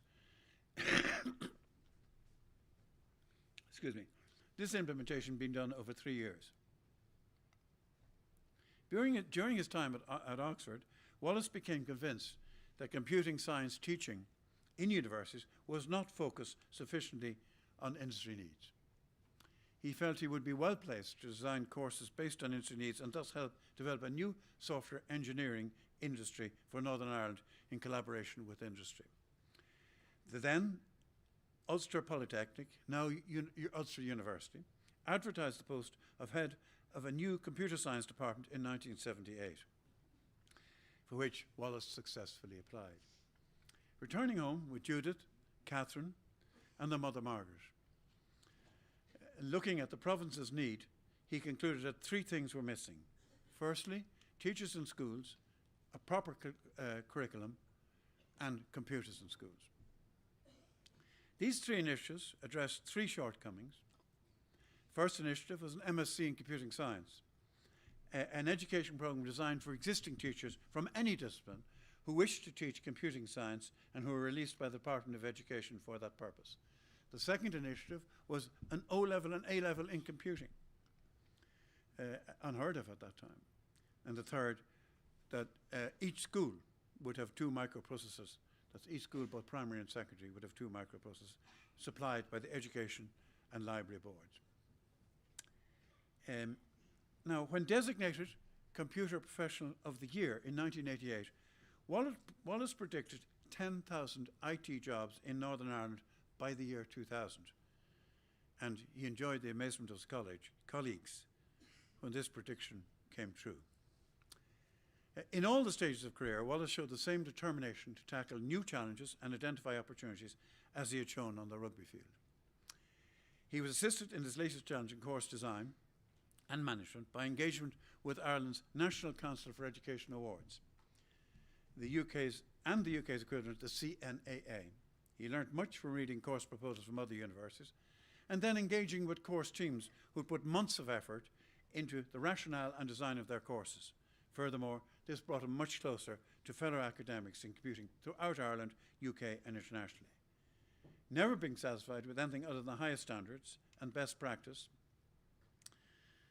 this work extended internationally. The beneficiaries were not only Griffith College, but also polytechnics, universities and colleges in Belfast, London, Bath, Edinburgh, Glasgow, Sheffield, Greece, Singapore, Kuala Lumpur, Hong Kong, Paris, Fiji, Australia and China. So you can see that Wallace has been around. We in Griffith were very grateful for the continually open-minded and open-handed support received from Ulster University through Wallace. We were not the only beneficiaries, and Wallace's contribution to the province included being a member of the then Training and Employment Agency, joining the Research Committee of the Industrial Development Board, chairing the Software Training Council, chairing the Software Institute, setting up a microsystem centre, to name but a few of these important contributions to Northern Ireland. His work in supporting economic growth in Northern Ireland following the Good Friday Agreement, in developing links with US firms, won a grateful letter of thanks from none other than George Mitchell. Indeed, the contribution of his whole career was most markedly recognised in the awarding of an OBE in the 1997 honours list. Around this time, Wallace also developed a proposal to position a fifth campus of the Ulster University in Springvale in West Belfast, at the intersection of the Unionist and Nationalist communities. It straddled the peace line. He lined up funding of over 60 million and the first buildings were built before Ulster University decided not to proceed. Crowning his academic career, Wallace was appointed Pro-Vice Chancellor and Provost of Belfast campus, Ulster University, in 1998, serving as such until his retirement in 1992. And I come now to what was for Griffith College the richest period of its connection with Wallace, who was invited to chair an academic panel at Griffith College and then to advise the course team of a just starting MBA in international business. In my well-established capacity for underestimation, which Wallace described charitably as my usual encouraging way, I suggested a commitment of about 1 day a fortnight for a few months to get things underway. The 1 day a week, or the 1 day a fortnight, became 1 day a week, then 2 days a week, then 3, and eventually a full week. The MBA became an MSc, MBA International Business, which in turn spawned a range of specialist courses, joint degrees with colleges in Europe, including Sarajevo, the war in Bosnia having just ended. We flew lecturers to Sarajevo for the weekend, Friday evening to Sunday evening. The students were very able, and their dissertations of a high standard. They did have an impact on the economic development of Bosnia, a role which Griffith was proud and capable to play through Wallace and his entrepreneurial team. Wallace firmly believes that the life of an academic is not just about teaching or research, it's also about looking into and preparing your students for the future. What directions could their future careers take? What opportunities might be available? What opportunities can we in higher education help develop for them? And the students at Sarajevo were no exception to this support.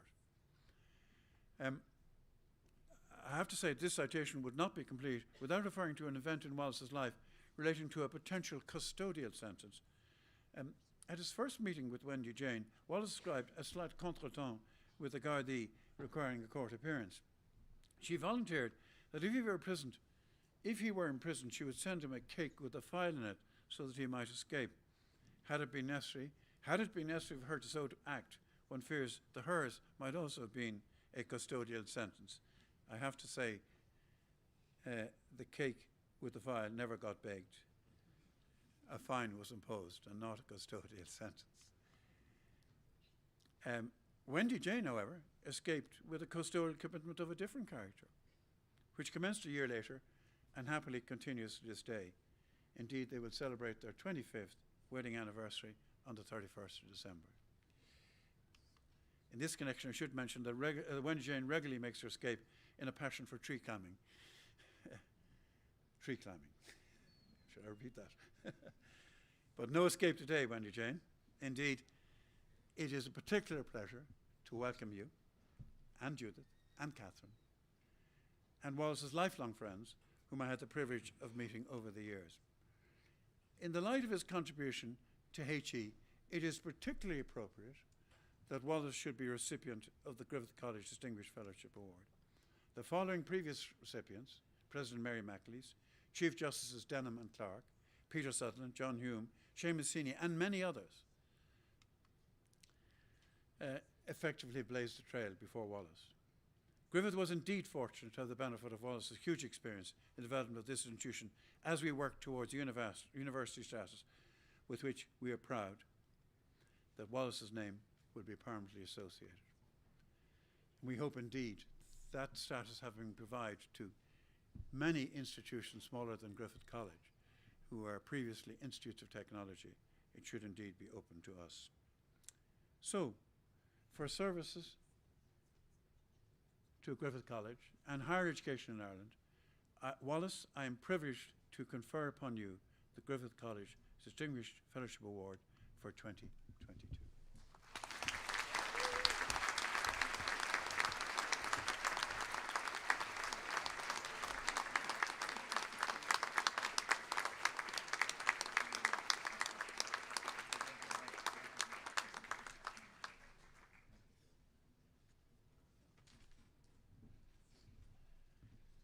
I would now like to invite Professor Wallace Ewart, holder of the Griffith College Distinguished Fellowship Award, to address the graduates.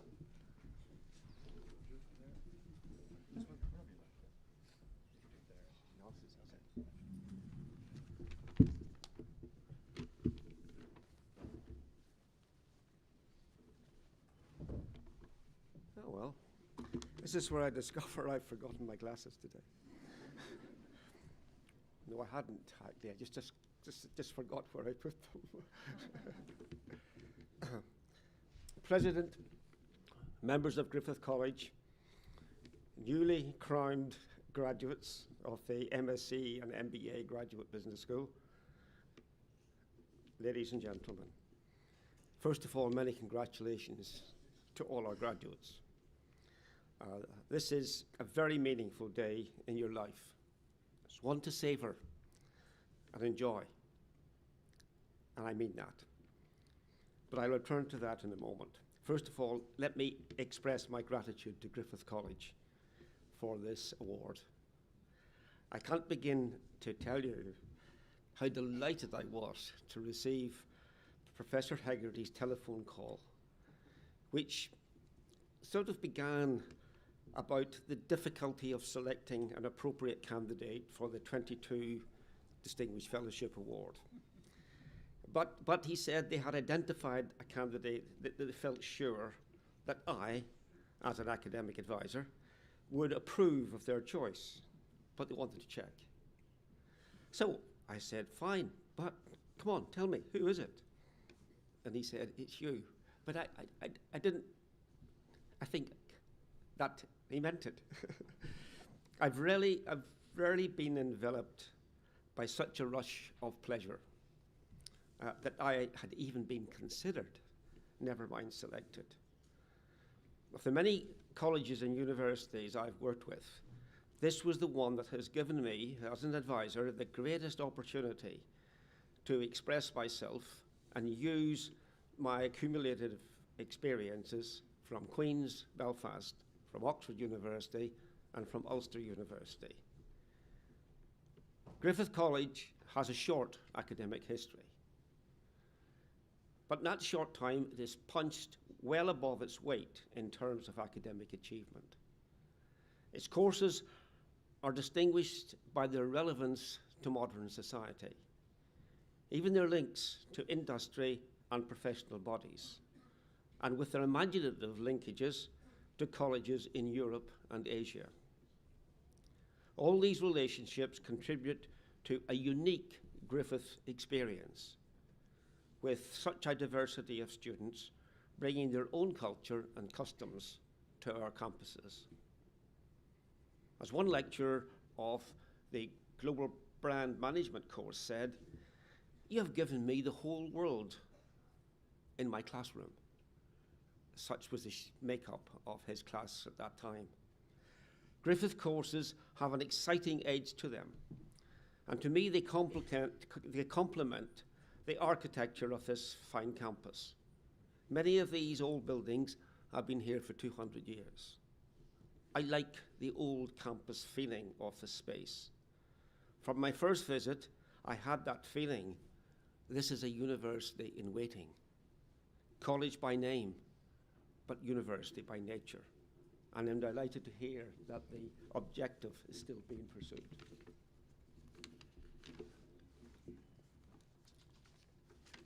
That's why I don't. The attention given to the most appropriate, the most important attribute of a university, quality, is embedded in this college's approach. Quality of courses, quality of staff, quality of students.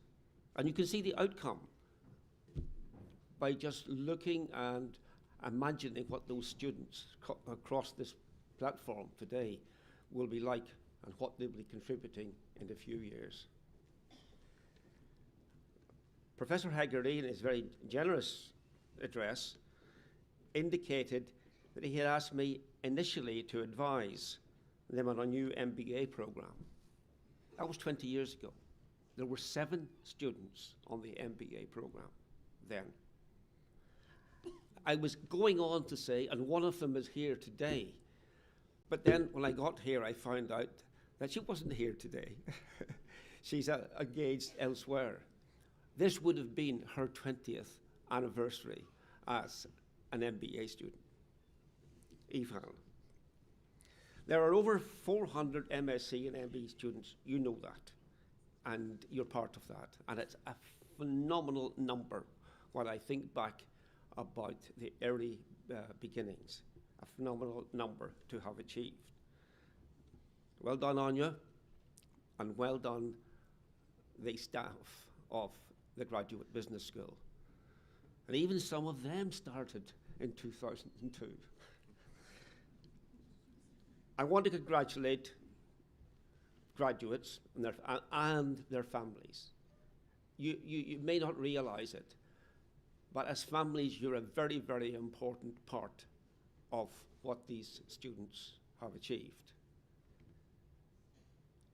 For many of these students, their families are hundreds and thousands of miles away.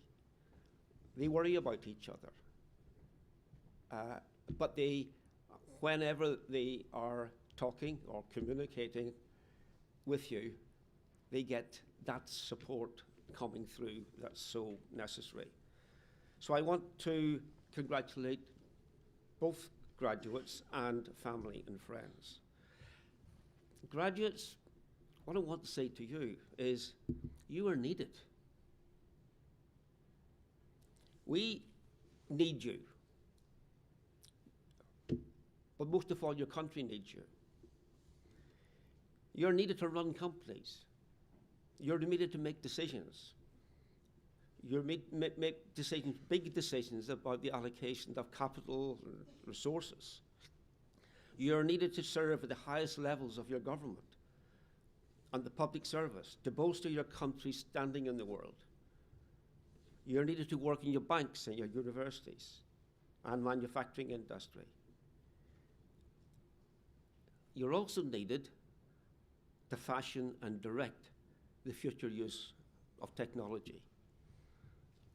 Now, with all due respect to Dr. Ryan, who's here today, technology cannot be left entirely up to the scientists.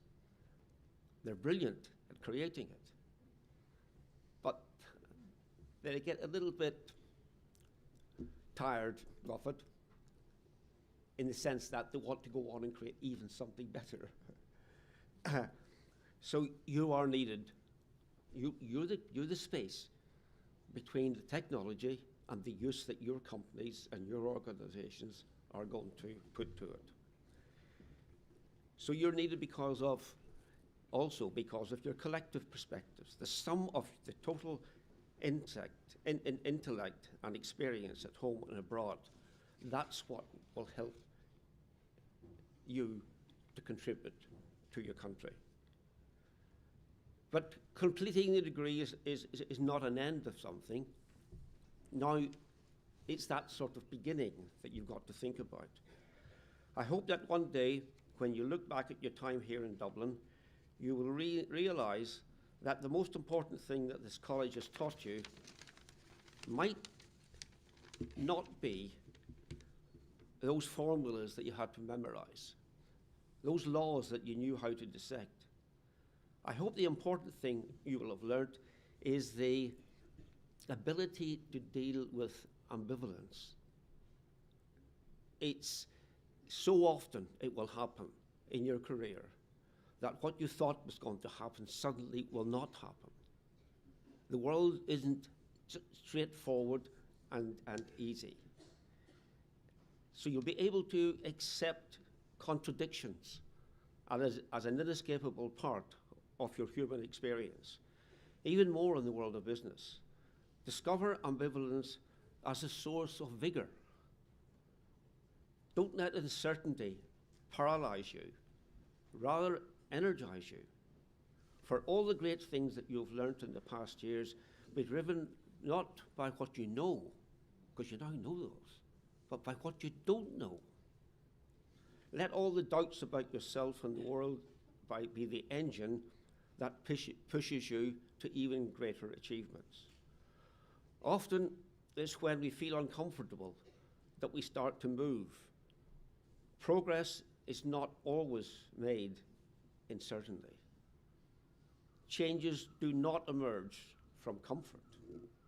The awareness of our shortcomings as human beings and as a society is the fuel of our ambitions to make this world a better place. And be aware that the subconscious mind is a powerful thing. Listen to it. Larry Page, the co-founder of Google, recounts, Google started with a dream. I mean, a dream in his sleep. When he woke up, he wrote down the details. Later on that day, he went to see his supervisor. He was a student at the time. And in a few weeks, a company called Google was born. So listen to your subconscious. Your work is going to fill a large part of your life. And the only way to be satisfied is to do what you believe. Progress is not always made in certainty. Change does not emerge from comfort. The awareness of our shortcomings as human beings and as a society is the fuel of our ambitions to make the world a better place. Much will be expected of you as Griffith graduates, and we are confident that you will rise to the challenge. Enjoy your postgraduate festivities.